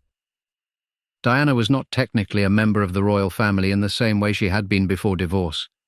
She was not entitled automatically to the exact funeral arrangements of a reigning sovereign or senior royal spouse. But treating her death as an ordinary private family matter was clearly impossible. Millions were already mourning. Foreign dignitaries wanted to attend, charities wanted representation, celebrities wanted to come. The Spencer family had rights and wishes, the royal family had obligations. William and Harry had needs. Every decision had political meaning whether anyone wanted it to or not. The planners therefore faced an unusual task. They had to create a funeral for a woman whose public importance exceeded the formal category into which royal protocol placed her. In that sense, the funeral mirrored Diana's life. She never fitted neatly into the box prepared for her. Now neither did her death. At Balmoral, the boys remained shielded. The Queen's decision to stay in Scotland with them was based on family concern. But London did not see the private reasoning. London saw closed palace gates. The contrast became harsher each day. Outside Kensington Palace, the mountain of flowers grew. Outside Buckingham Palace, crowds gathered. Television reporters stood in front of the gates discussing an increasingly uncomfortable subject. Why had the Queen said so little? Why was the family still in Scotland? Why was the flag not at half-mast? The flag issue became especially explosive because it combined emotion with a technical rule almost no ordinary person had previously cared about. The royal standard was traditionally flown above Buckingham Palace when the sovereign was in residence. It did not normally fly at half-mast because it represented the living sovereign. When the Queen was away, there had historically been no flag flying above the palace. Before Diana's death, very few people were marching toward Buckingham Palace demanding reforms to flag etiquette. Now the empty flagpole became a symbol. The public was not really arguing about fabric, it was arguing about recognition. People wanted to know whether the institution understood the scale of what had happened. The explanation that tradition did not allow the royal standard to be lowered sounded to many ears like the monarchy had discovered a rule more important than grief. That was not what the family meant. It was what people heard. This distinction became painfully important. The monarchy was accustomed to communicating through precedent.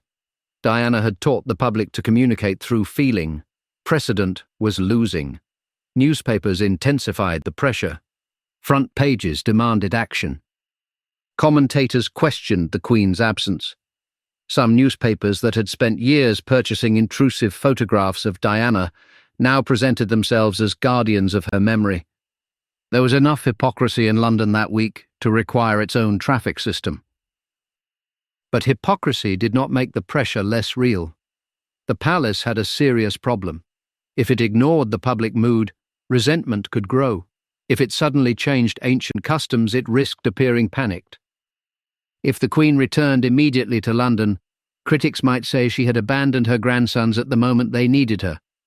If she stayed, critics could call her indifferent. There was no answer without a cost. The Queen Mother had seen crises before, but this one operated at a speed unimaginable during the abdication of 1936. Television was continuous. Newspapers published special editions. Radio phone-ins allowed ordinary people to express anger instantly. Flowers became pictures.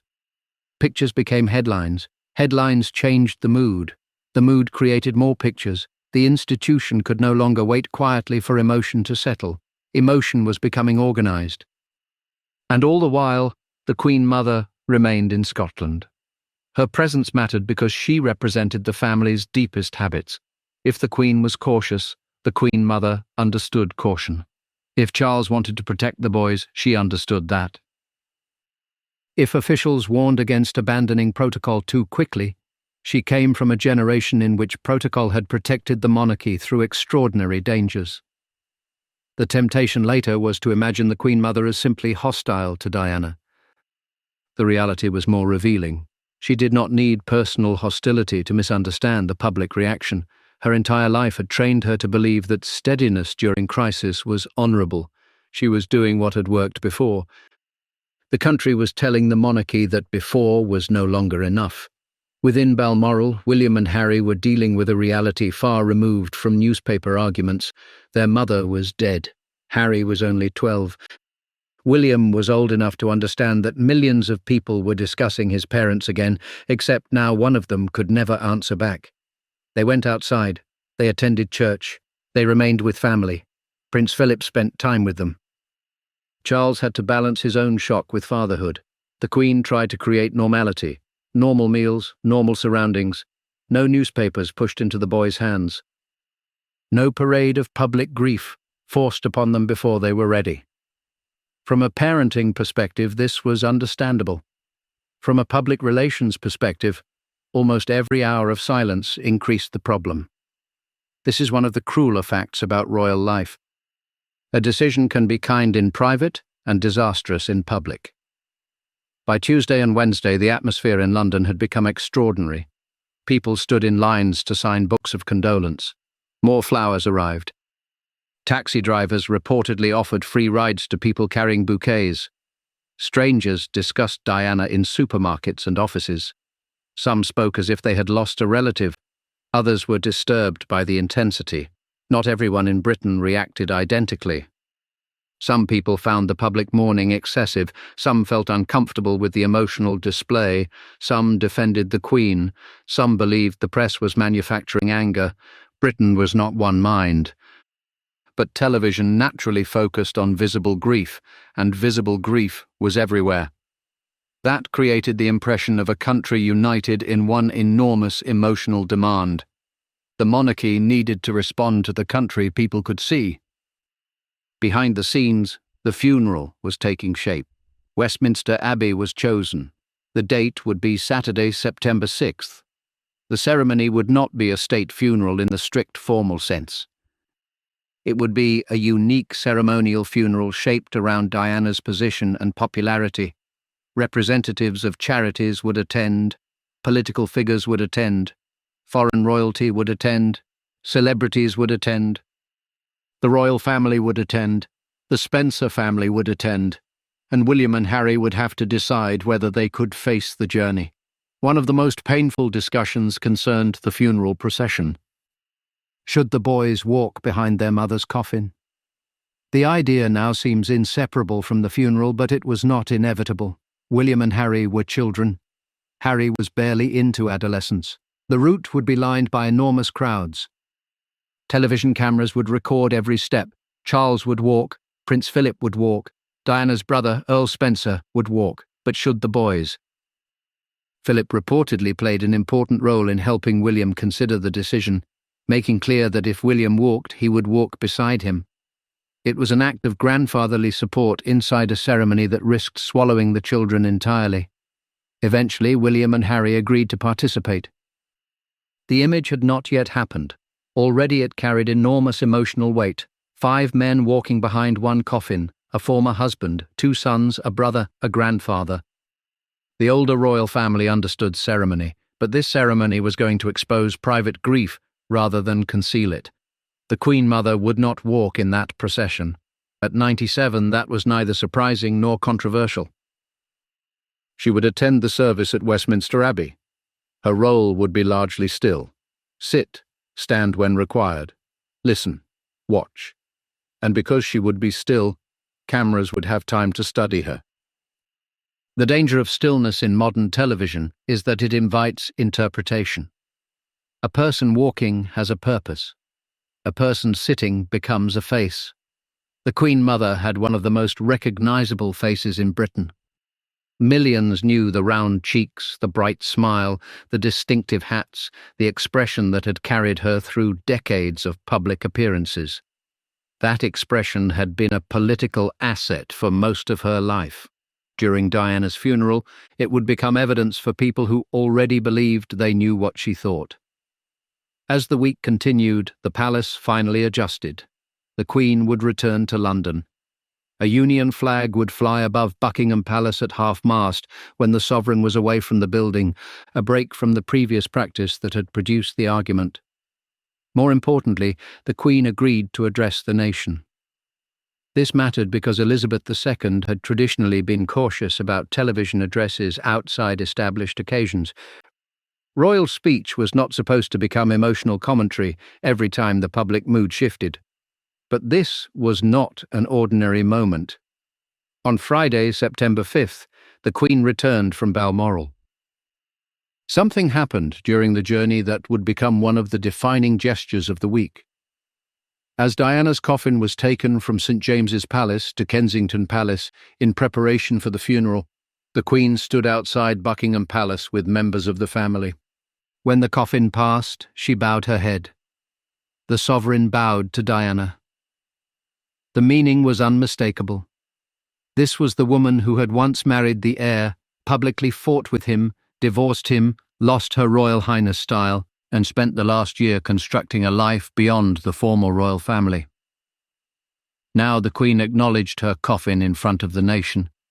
No speech could have done exactly the same work. Diana had always understood gestures. At last, the institution answered in her language. Later that day, the Queen spoke on television from Buckingham Palace. She described Diana as an exceptional and gifted human being. She spoke not only as Queen but as a grandmother. That distinction was important. For days, critics had complained that the monarchy appeared distant. The Queen explained, without turning the address into a defence, that the family had been trying to help William and Harry come to terms with their loss. She acknowledged the public response. She paid tribute to Diana. The temperature changed. Not completely. The anger did not disappear. But the monarchy had finally made itself emotionally visible. The Queen Mother did not give a broadcast. She did not offer a competing public statement. She remained what she had always been, the senior matriarch behind the sovereign. Her silence fit her life. It also left others free to interpret it. By Friday evening, London had become almost unreal. The funeral route was being prepared. Barriers went up. Police planned for enormous crowds. People arrived during the night to secure places. Some slept on pavements. Flowers continued to cover the area around Kensington Palace. The scent of them hung in the air. Bouquets had begun to rot beneath newer bouquets. Wax from candles hardened on the ground. Messages blurred in rain. The scale of mourning had become impossible to measure. Inside Kensington Palace, Diana's coffin rested before the final journey. She was home, yet no longer in the sense anyone had expected. Her apartment contained the traces of an interrupted life. Clothes, photographs, letters, possessions chosen by a woman planning more than a few remaining days. There had been no long illness, no gradual farewell, no final royal bedside gathering. 1 week she'd been photographed on a yacht. The next week Britain was preparing to bury her. At Balmoral and London, William and Harry were being readied for the day. There was discussion about clothing, timing, routes, security, and where everyone would stand.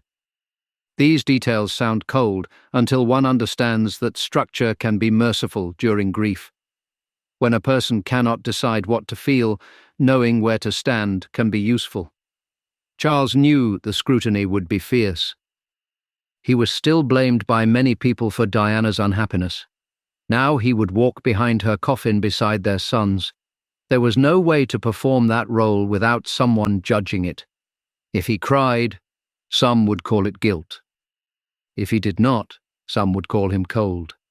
If he comforted the boys visibly, some would call it calculated. If he did not, others would call him distant.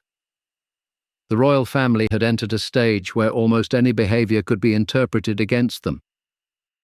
The Queen Mother faced the same problem. Her age offered some protection. At 97, nobody reasonably expected dramatic displays. Yet her history with Charles and her association with the old royal establishment made her symbolic. Diana's admirers saw the funeral not simply as the burial of one woman. Some saw it as a moral reckoning. They believed Diana had exposed emotional failures inside the institution. They believed she had been punished for refusing silence. They believed the older royal family had never accepted her. Whether every part of that story was fair mattered less than the fact that millions understood it. The Queen Mother was therefore entering Westminster Abbey carrying decades of symbolism she had never personally chosen for this moment. To one generation, she was the beloved wartime queen. To another, she was Charles's formidable grandmother. To Diana's strongest supporters, she could appear to represent the system Diana had struggled against. One woman. Several meanings. That is how public symbolism works. It rarely asks permission from the person being symbolized. The Queen Mother herself had known Diana for more than 16 years. She had watched the shy teenager become Princess of Wales. She had watched William and Harry arrive. She had watched the crowds choose Diana at engagements. She had watched the marriage deteriorate. She had watched the Morton revelations. She had watched the television interviews. She had watched the divorce. Then, in the space of one night, she had watched the entire conflict become permanently unfinished. There would be no reconciliation, no future argument, no second marriage for Diana to scandalize or reassure anyone. No gradual reduction of public interest. Death had frozen her at 36. That made Diana more powerful in memory than she had ever been in life. The institution could no longer respond to the living woman. It could only respond to what people believed she had represented. On Friday night, the Queen Mother prepared to attend another funeral. She had attended many. This one was different. The person being buried had never been queen. She had not died old. She had no formal position in the direct royal household at the moment of her death. Yet the streets outside were filling with crowds on a scale normally associated with kings. The people were not coming because protocol required them. They were coming because Diana had made them feel something. That was the power the older monarchy had spent the week trying to understand. By dawn on Saturday, September 6th, people were already packed along the route. The Abbey waited, the coffin waited, Charles was preparing to walk. William and Harry were preparing to do something no child should have to rehearse, and the Queen Mother was about to take her place inside Westminster Abbey, where every camera searching the royal congregation would eventually find the 97-year-old face that had been trained for a lifetime never to give too much away. Saturday, September 6th, 1997 began before sunrise for thousands of people who had already spent the night on London pavements. Some had blankets, some had folding chairs, some had flowers pressed against railings, some had children asleep beside them. By morning, the streets along the funeral route had become a human corridor stretching through the capital. People spoke quietly. Many carried photographs of Diana. Others carried nothing at all. They had simply decided they needed to be there. The royal family had spent the previous week struggling to understand the scale of the response. Now there was no need to understand it. They could see it. The route was filled. Television audiences around the world were waiting. Westminster Abbey was filling with politicians, charity workers, celebrities, foreign royalty, friends, and people whose lives had been touched by the causes Diana supported. This was not the funeral of a reigning queen. It did not look like the funeral of an ordinary former royal either. It had become something without an exact category. That seemed appropriate. Diana had spent much of her adult life refusing categories. The Queen Mother arrived carrying more than 90 years of royal history with her. At 97, simply attending such a long and emotionally charged public service required effort. She used a walking stick. Her movements were slower than they had once been. But the symbolism of her presence was enormous. This was the widow of George VI, the mother of the Queen, the grandmother of Charles, the great-grandmother of William and Harry. She represented the deepest surviving layer of the dynasty, and on this day, she was sitting in an abbey filled largely because the former wife of her grandson had inspired an extraordinary public devotion. The contrast was impossible to miss. The Queen Mother had built affection over decades through steadiness. Diana had built it through emotional openness. One woman had become beloved by appearing almost indestructible. The other had become beloved partly because people could see that she was not. Now they occupied the same ceremony. One in the congregation, one in the coffin. Outside Kensington Palace, the coffin was prepared for the journey. It was covered with the royal standard and surrounded by flowers. On top sat a simple white envelope addressed to Mummy. It came from Harry.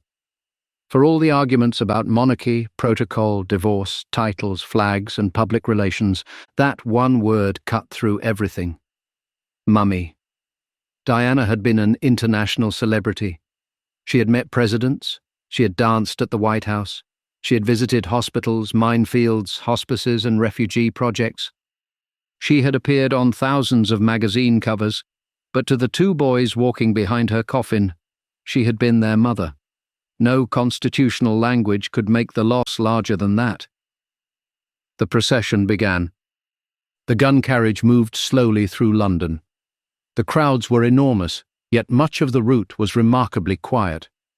People cried, some threw flowers. The sound of hooves and wheels carried through streets where traffic normally dominated everything. Then came the image that would define the funeral. Charles walked behind the coffin. Beside him walked William and Harry. Prince Philip walked with them. Diana's brother, Earl Spencer, joined the line. 5 men, 1 coffin. William was 15. Harry was 12. They walked with their heads lowered at moments, surrounded by a crowd that knew their faces but could not know what was happening inside them. The decision to include the boys had been difficult. Years later, the question of whether children so young should have been placed in such a public procession would remain controversial. But on that morning, the image carried enormous emotional force. People who had spent the week angry with the royal family suddenly saw something simpler. 2 sons had lost their mother. The monarchy could be criticized later. The marriage could be argued about later. For those minutes, the boys dominated the meaning of the day. Inside Westminster Abbey, the Queen Mother waited with the rest of the congregation. The cameras moved repeatedly across the royal faces. This was unavoidable. The public had spent the week asking whether the family cared. Now every face seemed to offer possible evidence.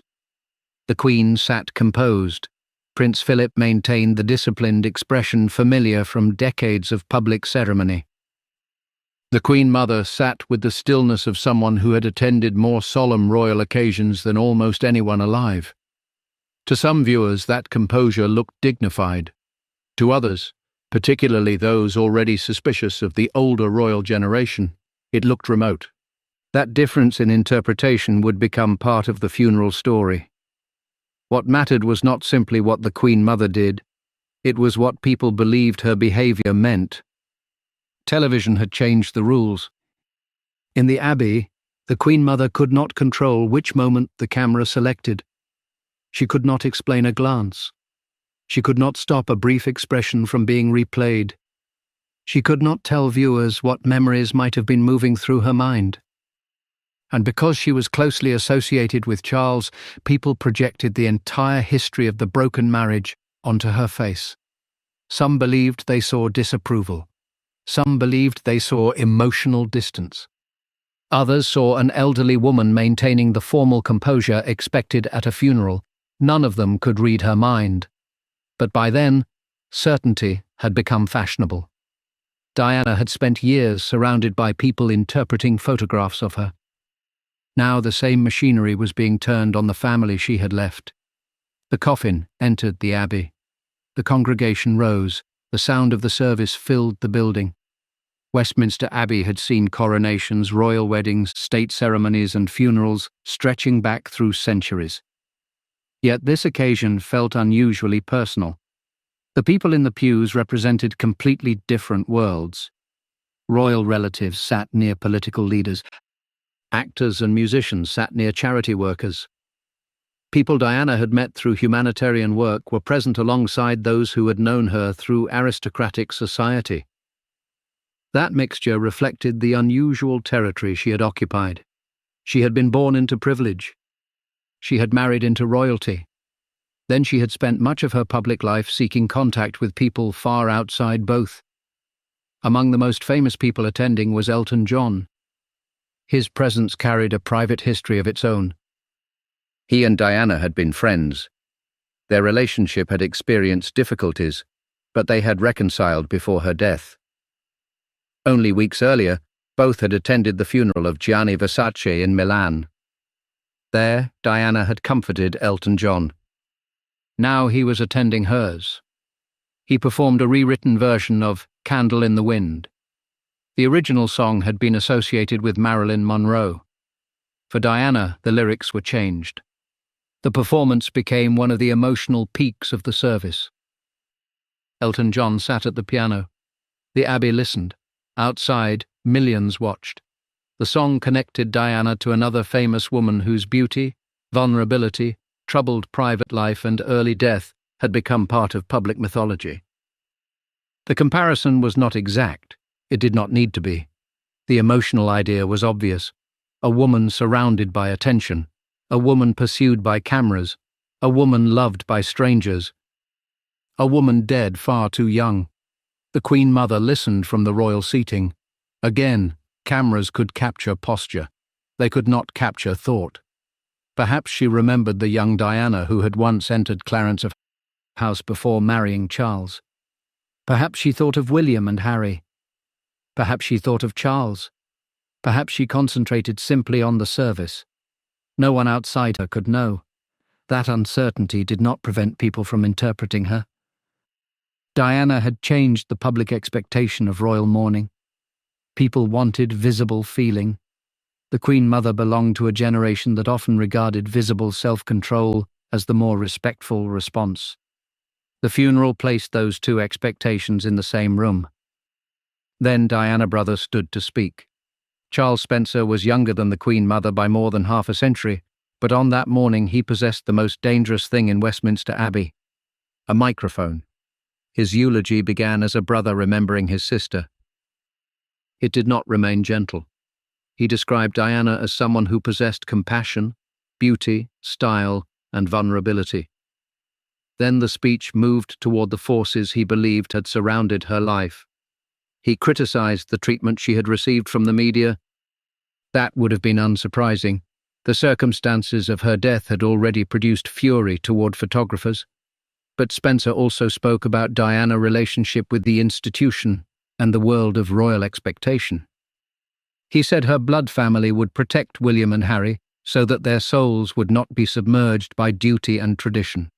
The sentence landed inside Westminster Abbey like a challenge: duty, tradition. Two words that had structured the Queen Mother's entire adult life. Two words she associated with service, sacrifice, survival, and the continuation of monarchy. Now Diana brother was suggesting those same forces could threaten the emotional lives of her sons. The contrast could hardly have been sharper. The Queen Mother had watched her husband accept kingship because duty required it. She had watched her daughter devote her life to the crown. She had watched Charles grow up knowing he would one day inherit the same burden. To her, duty was not an enemy of the soul. It was part of royal identity. But Spencer's speech reflected the argument Diana had made throughout the final years of her life. Duty without emotional protection could become destructive. Tradition without flexibility could become a prison. The Abbey remained quiet while he spoke. Outside, the crowd reacted differently. When Spencer criticized the media and defended Diana, applause broke out among the people listening beyond the Abbey. Then the applause moved. People inside Westminster Abbey began responding too. Applause during a royal funeral was not the conventional language of such a service. This was not a theatre. It was an abbey. The royal tradition valued solemnity, but convention had already lost control of the weak. The applause grew. It echoed through the building. For viewers at home, the sound created one of the most extraordinary moments of the day. Here was Diana brother delivering criticism from the center of the royal establishment, and here were people applauding him while the senior royal family sat listening. The cameras naturally searched their faces. They found the Queen. They found Charles. They found Philip. They found the Queen Mother. Again, people began reading. Did someone look uncomfortable? Did someone seem irritated? Did someone seem emotionless? Did the Queen Mother react? The temptation was enormous because the speech had turned years of private tension into a public confrontation. But the safest fact was also the most revealing. The senior royals remained composed. That was what they had been trained to do. The applause around them did not produce visible theatrical reactions. The Queen Mother did not suddenly rise to challenge Earl Spencer. She did not offer an expression designed for the cameras. She sat through the moment. To admirers of royal discipline, this was exactly what dignity looked like. To Diana supporters who already believed the older family had failed her, the stillness could seem like proof of emotional distance. The same face could support two completely opposite stories. This was why the funeral became so dangerous as historical evidence. People remembered not only what happened, they remembered what they thought it meant. The Queen Mother was especially vulnerable to that process because she represented tradition more completely than anyone else present. Earl Spencer's criticism of duty and tradition could therefore feel to viewers almost personally directed toward the world she embodied. Whether he intended her specifically was less important than the symbolism. The old monarchy was sitting in front of him. The dead princess was lying nearby. The public was applauding. The emotional balance of power had shifted. For decades, royal ceremonies told the public how to behave. At Diana's funeral, the public was telling the royal ceremony what it felt. That reversal was historic. The Queen Mother had known another Britain, a Britain in which royal appearances were greeted with formal cheers, a Britain in which newspapers often protected private royal information, a Britain in which people might never have imagined applauding criticism of royal tradition during a service inside Westminster Abbey. Now she sat in the middle of precisely that moment. The strange thing was that the Queen Mother herself remained popular with large sections of the country. This was not a simple story in which Britain had chosen Diana and rejected everyone older than her. Millions still admired the Queen Mother. Many remembered the war years. Many appreciated her cheerful public manner. Many saw no contradiction in loving both women. But emotional events encouraged simpler narratives. Diana represented openness. The Queen Mother represented reserve. Diana represented change. The Queen Mother represented continuity. Diana had spoken about pain. The Queen Mother had spent a lifetime refusing to make pain the center of public duty. The funeral turned those differences into symbols, whether the women had intended them or not. Charles sat in an even more exposed position. His former brother-in-law was effectively defending Diana's legacy before him. Charles could not respond, nor should he have. A funeral is not a debate, but silence can feel like defeat when only one side is speaking. Diana had spent years insisting that her experience mattered. Now, after her death, her brother was protecting that version of her story in one of the most important buildings in Britain. The royal family could only listen. William and Harry listened too. For them, the speech could not be reduced to politics. The man speaking was their uncle. The woman being discussed was their mother. The people being criticized included the world into which they had been born.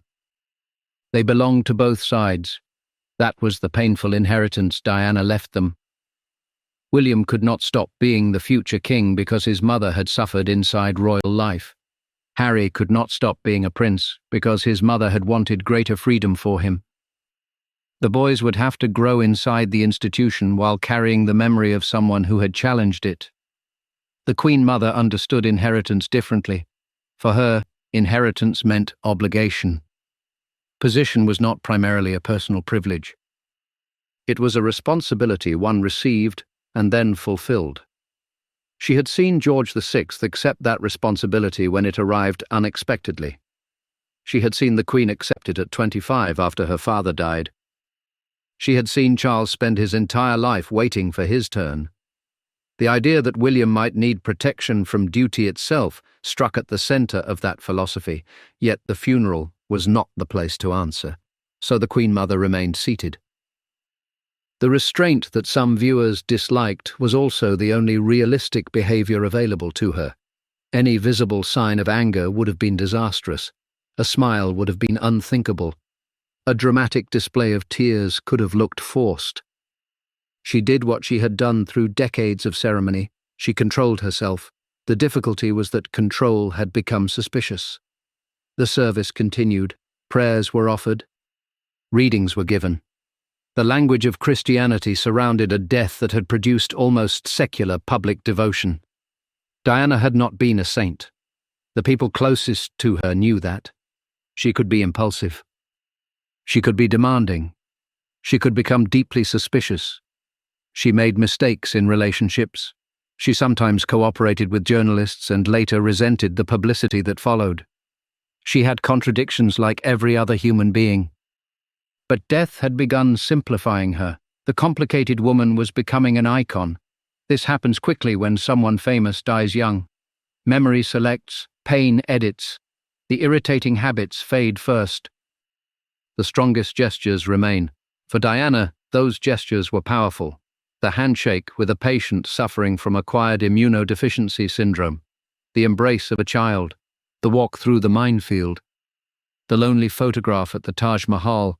The lowered eyes during the engagement years.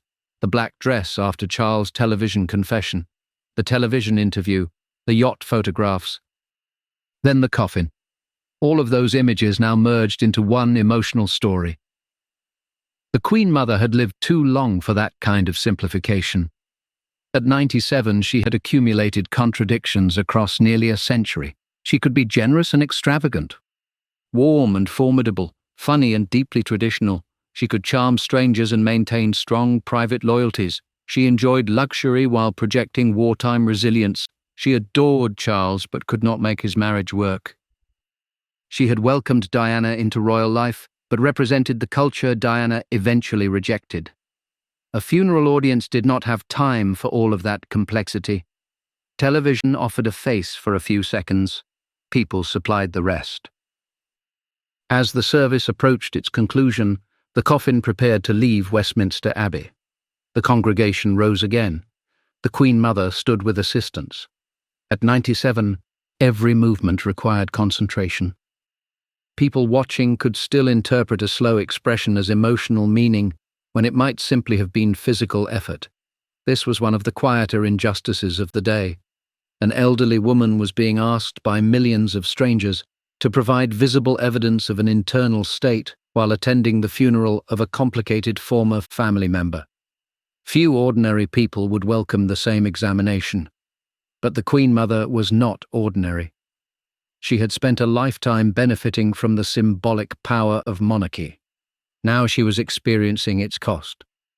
Public figures do not control when symbolism turns against them. The coffin moved out. Outside, the scale of mourning became visible again. Flowers flew toward the hearse. Some landed on the roof. Others struck the windshield. People stretched forward from behind barriers. Hands reached into the air. The vehicle moved slowly through a city covered in floral tribute. The royal family would travel separately toward the burial at Althorpe, Diana family estate in Northamptonshire. That part of the day would be more private. Westminster Abbey had belonged to the country. Althorpe would belong more closely to Diana family and her sons. The Queen Mother had completed the most public part of her role. She had attended. She had listened. She had remained composed. She had watched Earl Spencer challenge the culture of duty she cherished. She had heard applause echo inside an abbey where royal tradition usually controlled every sound, and she had done what she had been trained to do. She gave almost nothing away. For much of her life, that discipline had been considered one of her strengths. On September 6, 1997, it became one of the reasons people talked about her. Some viewers saw dignity, some saw age, some saw shock, some saw distance, some saw an old woman refusing to perform grief for television. Others believed they saw the surviving representative of a royal system that had never understood Diana at all. The Queen Mother did not explain herself. She rarely had. That silence allowed the interpretations to survive. As Diana Coffin left London, the crowds began thinning. People remained around the flowers. Television coverage continued.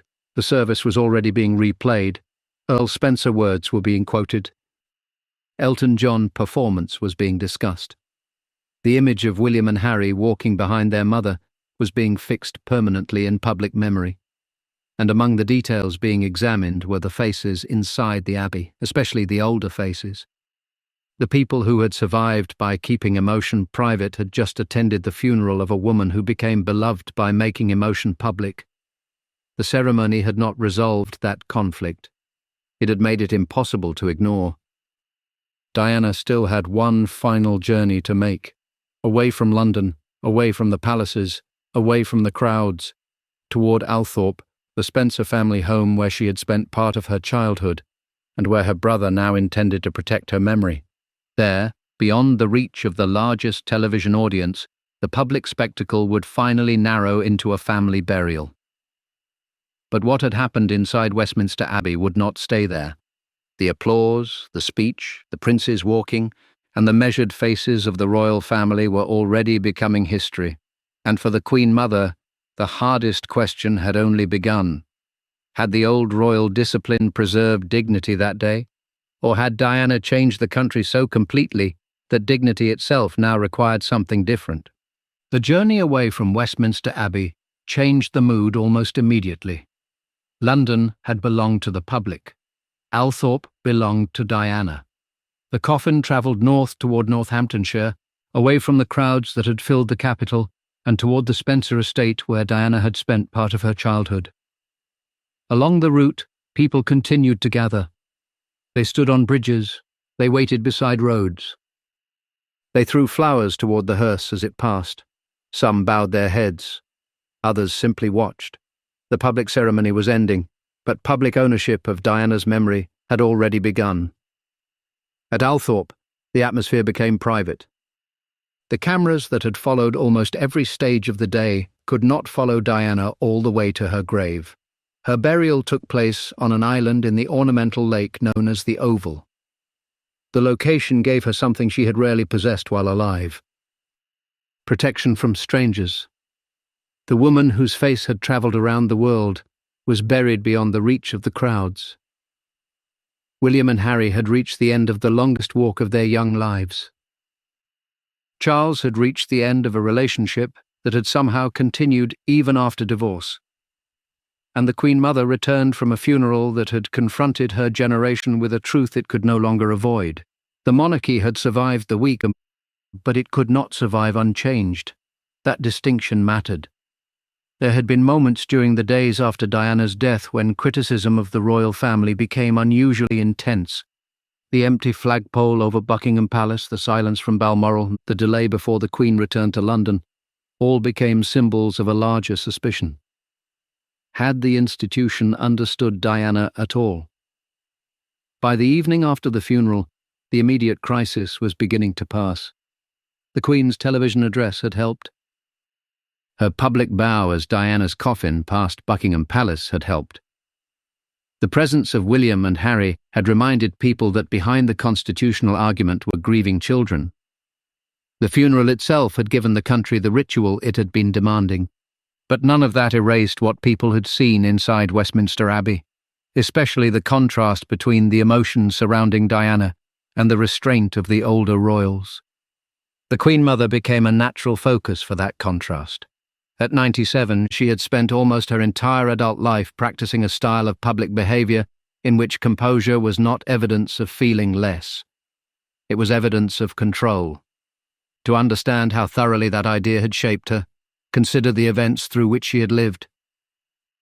She had endured the abdication crisis. She had become queen unexpectedly. She had experienced the Second World War.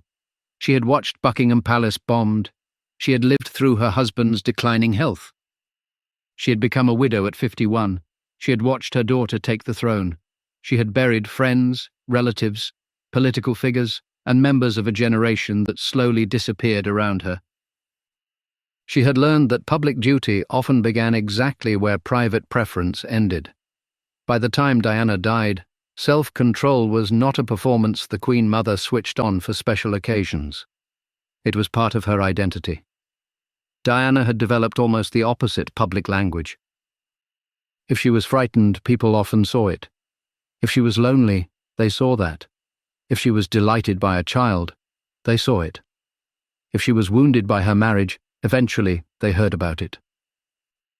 That did not mean Diana displayed every feeling honestly at every moment. She was a sophisticated public figure by the 1990s. She understood cameras. She understood sympathy. She understood how an image could communicate more effectively than a palace statement. But the emotional accessibility people felt around her was real enough to transform expectations. After Diana, simply appearing dignified would no longer satisfy everyone. People increasingly expected public figures to acknowledge emotional reality directly. That was the change confronting the Queen Mother at the funeral. Her behavior did not suddenly become unusual. The meaning attached to it did. During earlier decades, an elderly royal woman sitting quietly through a solemn service would have seemed completely normal. During Diana's funeral, viewers were searching for evidence. Did she look sad enough? Was she moved by Earl Spencer's speech? How did she react when applause broke out? What did her expression say about Diana? The questions themselves revealed how far royal culture had changed. A generation earlier, people had been encouraged to admire royal self-command. Now they were analysing whether self-command concealed disapproval. The Queen Mother never publicly offered an emotional explanation of her behaviour at the service. She did not sit for a television interview and describe her memories of Diana. She did not publish a personal defence. She did not answer the speculation surrounding individual expressions. That would have been completely unlike her. She carried on. It was almost the most Queen Mother response imaginable. There were engagements to attend, charities to support, horse races to enjoy, family occasions to survive. She returned to the familiar machinery of public life. For someone who believed duty was the answer to crisis, the answer to Diana's funeral was more duty. Yet the royal family around her was already adapting. The Queen had learned something during that extraordinary week. The monarchy could not always rely on people understanding silence in the way previous generations had. Sometimes it had to explain. Sometimes it had to respond faster. Sometimes a gesture mattered more than a rule. The argument over the flag proved that. Technically, correct behavior could still be emotionally disastrous. That is not a lesson institutions enjoy learning. Institutions tend to admire rules because rules do not cry during meetings. But Diana had demonstrated the danger of treating emotional perception as a secondary concern. The monarchy existed partly because people accepted it. Public affection was not decorative, it was protective. The Queen Mother herself had understood that throughout her career, even if she expressed it differently from Diana. This is where the idea that the two women represented absolute opposites becomes too simple. The Queen Mother was not emotionally ignorant. She had been one of the most successful creators of royal warmth in the 20th century. She smiled constantly in public. She cultivated an approachable image. She visited bomb-damaged communities during the war. She understood the value of being seen. She understood clothing, ceremony, conversation, hospitality, and personal charm. She knew affection mattered. What she did not share was Diana's belief that vulnerability itself could be part of the public relationship. The Queen Mother gave people reassurance. Diana invited people into distress. Both methods created affection. Only one fitted comfortably inside the old monarchy. That was why Diana's funeral was not really a contest between a warm princess and a cold old woman. It was a collision between two methods of creating trust. The Queen Mother said, in effect, "Whatever happens, I will remain steady." Diana said, "Whatever happens, I will let you see that it hurts." Britain had once needed the first message desperately.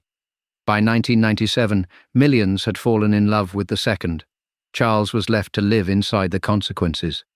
Diana's death transformed his position. Before the accident, he was a divorced prince trying to rehabilitate his public reputation while gradually bringing Camilla into a more acknowledged place in his life. After the accident, every step became more sensitive. He was now the only surviving parent of William and Harry. That responsibility changed the emotional balance around him. The boys needed him. Whatever anger some members of the public still carried over the marriage, Charles could not be reduced permanently to Diana's former husband. He was their father. The Queen Mother remained one of his closest older relatives. She continued providing the kind of emotional refuge she had given him since childhood. But even Charles could no longer live entirely according to the world she represented. The future monarchy would belong to William. and William's understanding of monarchy would always contain Diana. That may be the most important consequence of the funeral. William had inherited royal duty from his father. He had inherited Diana's emotional legacy from his mother. The two traditions could no longer be separated neatly. His childhood had shown him the cost of public life at unusually close range. He had watched photographers follow his mother. He had watched his parents' marriage become entertainment. He had watched his mother lose her Royal Highness style. He had watched crowds adore her. Then he had walked behind her coffin while millions watched him grieve. No lesson in kingship could erase that. Harry carried the same memory, although he would respond differently as he grew older. For both boys, Diana's funeral became part of the family inheritance. The Queen Mother had once helped shape Charles by teaching him about tradition. Diana, through life and death, shaped her sons by teaching them that tradition had human consequences. The monarchy would have to contain both truths. In the years after 1997, Diana's public reputation continued evolving. Death froze some elements of her image and enlarged others. Her charitable work became central to remembrance. Her glamour remained. Her troubled marriage remained. The photographs remained. The interview remained. The story of the lonely princess fighting an unfeeling institution became especially powerful because it was emotionally satisfying. Like many satisfying stories, it was simpler than reality. The royal family had made serious mistakes with Diana. Diana had also been capable of making serious mistakes herself. Charles had hurt her. She had hurt him. Courtiers had sometimes misjudged her. She had sometimes misjudged motives around her. The Queen Mother had been loyal to Charles. That did not prove she spent every waking moment plotting against Diana. Families are usually less organized than conspiracy theories require. Sometimes people hurt each other through loyalty rather than malice. The Queen Mother's loyalty was to her grandson, her daughter, and the institution around which her adult life had been built. Diana needed something that loyalty could not easily provide. She needed the family to accept that protecting the institution might sometimes require admitting the institution had failed someone. That was a much harder request. The funeral made the question unavoidable. When Earl Spencer spoke about duty and tradition, applause erupted because many people understood exactly what he meant. They had watched Diana describe feeling trapped. They had watched her divorce. They had watched her build an independent life. Now they watched her brother promise that William and Harry would be protected from forces he believed had weighed upon their mother. For the Queen Mother, duty and tradition were the forces that had carried her through national crisis. For Diana's brother, they were being described as forces from which children might need protection. There was no possible facial expression the Queen Mother could have produced that would reconcile those views. A tear would not do it. A smile certainly would not. A bowed head would not do it. The conflict was larger than manners. That is why the fascination with her behavior at the funeral reveals as much about the audience as it does about her. People wanted a verdict. They looked at the Queen Mother and asked whether the old monarchy regretted what had happened to Diana. But one 97-year-old woman's face could not answer for an entire institution. Nor could it explain 16 years of family conflict. What viewers could see was restraint. What they could not see was motive. That distinction is essential. Public footage can show posture. It can show whether someone speaks. It can show whether someone applauds. It can show a glance. It cannot prove the private meaning of any of them. The temptation to claim otherwise became especially strong because Diana's story had already been turned into a morality play. The Queen Mother fit too conveniently into the role of old establishment matriarch. She was aristocratic. She adored Charles. She valued duty. She had lived through the abdication crisis. She represented hierarchy. Diana was young, emotionally expressive, divorced, independent, and dead. The symbolism almost wrote itself. Reality was more uncomfortable. The Queen Mother and Diana had occupied the same family for years. There had been warmth at times. There had been disappointment. There had been widening distance as the marriage deteriorated. There were conflicting loyalties. There were different assumptions about what a princess should endure. And at the end, there was death, which has a habit of making old arguments look both enormous and pointless. Diana could no longer challenge anyone. The Queen Mother could no longer hope that time would make the controversy fade gradually. The argument had been frozen. She lived for another 4.5 years. Her final years reinforced the qualities that had defined her public identity. She continued appearances despite extreme age. Her 100th birthday in 2000 became a major public celebration. Crowds gathered. Messages arrived from around the world. The woman who had entered royal life in the 1920s had survived into a new millennium. The contrast with Diana could hardly have been greater. Diana had died at 36, permanently young in public memory. The Queen Mother continued aging in front of the country until she had lived more than a century. One became associated with interrupted possibility, the other with endurance almost beyond belief.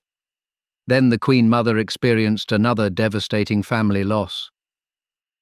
Princess Margaret, her younger daughter, died in February 2002. She was 71. The Queen Mother, already 101, attended her funeral. Her health was fragile. She had suffered illness and physical difficulties, yet she appeared. Once again, duty meant showing up. Weeks later, on March 30th, 2002, the Queen Mother died at Royal Lodge, Windsor. She was 101. The Queen was at her bedside. Britain mourned again. This time the atmosphere was different. There was no national argument over whether the royal family understood its own loss. There was no bitter divorce sitting behind the coffin. There was no furious debate about palace silence. The Queen Mother had died after an extraordinarily long life, surrounded by the structure she had spent decades defending. Her funeral belonged naturally to the institution. Diana's never had. That difference explains much of what happened in 1997. The Queen Mother's death fitted royal procedure. Diana's death overwhelmed it. Diana had been too connected to the monarchy to be treated as private, and too separated from it to fit comfortably into established royal ritual. The institution had to invent a response while millions watched. The Queen Mother represented the old map. Diana had died in territory the map did not cover. In the years that followed both women's deaths, the royal family continued changing. Public emotion became more acceptable. Royal interviews became more personal, sometimes with consequences the Queen Mother would probably have regarded as confirmation of every fear she ever possessed. Mental health became a subject senior royals discussed openly. William and Harry spoke publicly about grief. The image of the two boys walking behind Diana remained central to how people understood their childhood. The fact that they eventually described the emotional impact of losing their mother showed how far royal language had moved from the culture in which the Queen Mother had been formed. Silence was no longer automatically considered strength, but neither did the old idea disappear completely. The monarchy still depended on restraint. It still required people to attend engagements when they were tired. It still required private opinion to remain private in many situations. It still survived partly because the sovereign could not respond emotionally to every criticism. The lesson of Diana was not that restraint had become worthless. It was that restraint without visible empathy could be misunderstood. That was the distinction the funeral exposed. The Queen understood it more quickly than many expected. Her bow before Diana's coffin became one of the most important images of the week, precisely because it combined old ceremony with new emotional awareness. She did not abandon her role. She used the role to communicate respect. The Queen Mother, older and more fixed in her habits, did not create an equivalent dramatic gesture inside the abbey. She remained composed. And people noticed. Some interpreted the behavior harshly. Others saw nothing improper in it. Many simply saw a very old woman behaving according to the standards by which she had lived for nearly a century. The fascination survives because Diana's funeral was never only about Diana. It was about what Britain expected from royalty. Should kings and queens absorb grief silently or share it? Should duty outrank personal happiness? Should a princess accept an unhappy marriage for the sake of stability? Should children be protected from royal obligation or taught to carry it? Should private emotion remain private when public institutions are involved? Diana had forced all of those questions into public life. Her funeral forced the people who survived her to sit beside them. The Queen Mother could not answer by speaking. Her generation had taught her that speaking too much was often the problem. So she answered in the only language she trusted. She attended. She remained upright. She listened while Diana's brother criticized the world she represented. She sat through applause that would once have seemed unimaginable inside a royal funeral. She watched her grandson and great-grandsons follow Diana's coffin, and she maintained control. That behavior was noticed because Diana had changed what people expected control to look like. Had the same funeral occurred 30 years earlier, the Queen Mother's stillness might have attracted little comment. In 1997, after years of watching Diana make feeling visible, stillness itself looked like a statement. Perhaps that is the final irony. Diana spent much of her royal life trying to persuade people that appearances could conceal suffering. At her funeral, millions looked at the Queen Mother and assumed an appearance revealed everything. It did not. A face cannot tell us whether someone loved enough, regretted enough, understood enough, or grieved enough. What it can tell us is what a culture expects grief to look like. And on that September morning, Britain had changed. The Queen Mother represented a monarchy that had survived by keeping its feelings under control. Diana represented a public that had learned to distrust control when it could not see the feeling underneath. Neither idea disappeared when the funeral ended. They continued together. They still do. That is why the image of the Queen Mother inside Westminster Abbey remains so revealing. Not because one expression proves some hidden cruelty, not because one elderly woman can be blamed for the collapse of a marriage or the failures of an institution. It remains revealing because she sat at the precise meeting point between two royal ages. Behind her was the world of George VI, wartime discipline, private sacrifice, and the belief that duty was demonstrated by never allowing the public to see the strain. Before her was the world Diana had helped create, where emotional openness could become a form of authority and where people expected powerful families to acknowledge pain rather than simply survive it. Diana's coffin passed between those worlds. William and Harry walked behind it. Charles walked beside them. The Queen bowed. Earl Spencer spoke. The crowd applauded, and the Queen Mother remained composed. For almost anyone else, it might have been only the natural stillness of a 97-year-old woman attending a difficult funeral. For her, nothing could be only that. She had become a symbol long before Diana was born. And Diana's death changed the meaning of the symbol. The Queen Mother had spent her life believing the monarchy proved its strength by carrying on. Diana had taught millions of people to ask a different question. At what cost? That question followed the coffin out of Westminster Abbey. It followed William and Harry into adulthood. It followed Charles through the long years after the divorce and Diana's death. And it followed the monarchy into a century the Queen Mother barely lived to see. The funeral did not prove that Diana had won some final battle against the royal family. Funerals do not produce winners. A mother was dead. 2 boys had lost her. A former husband carried memories that could never be repaired. An old family had discovered that the public relationship on which it depended was changing beneath its feet. And a 97-year-old matriarch sat through the ceremony using the same discipline that had carried her through almost every crisis of her life. People noticed because by then Diana had taught them to notice. They looked for tears. They looked for discomfort. They looked for remorse. They looked for confirmation of everything they already believed about the marriage, the divorce, Charles, Diana, and the palace. What they actually saw was simpler. an old woman refusing to reveal very much. Once that had been the essence of royal dignity. After Diana, it would never be quite enough again.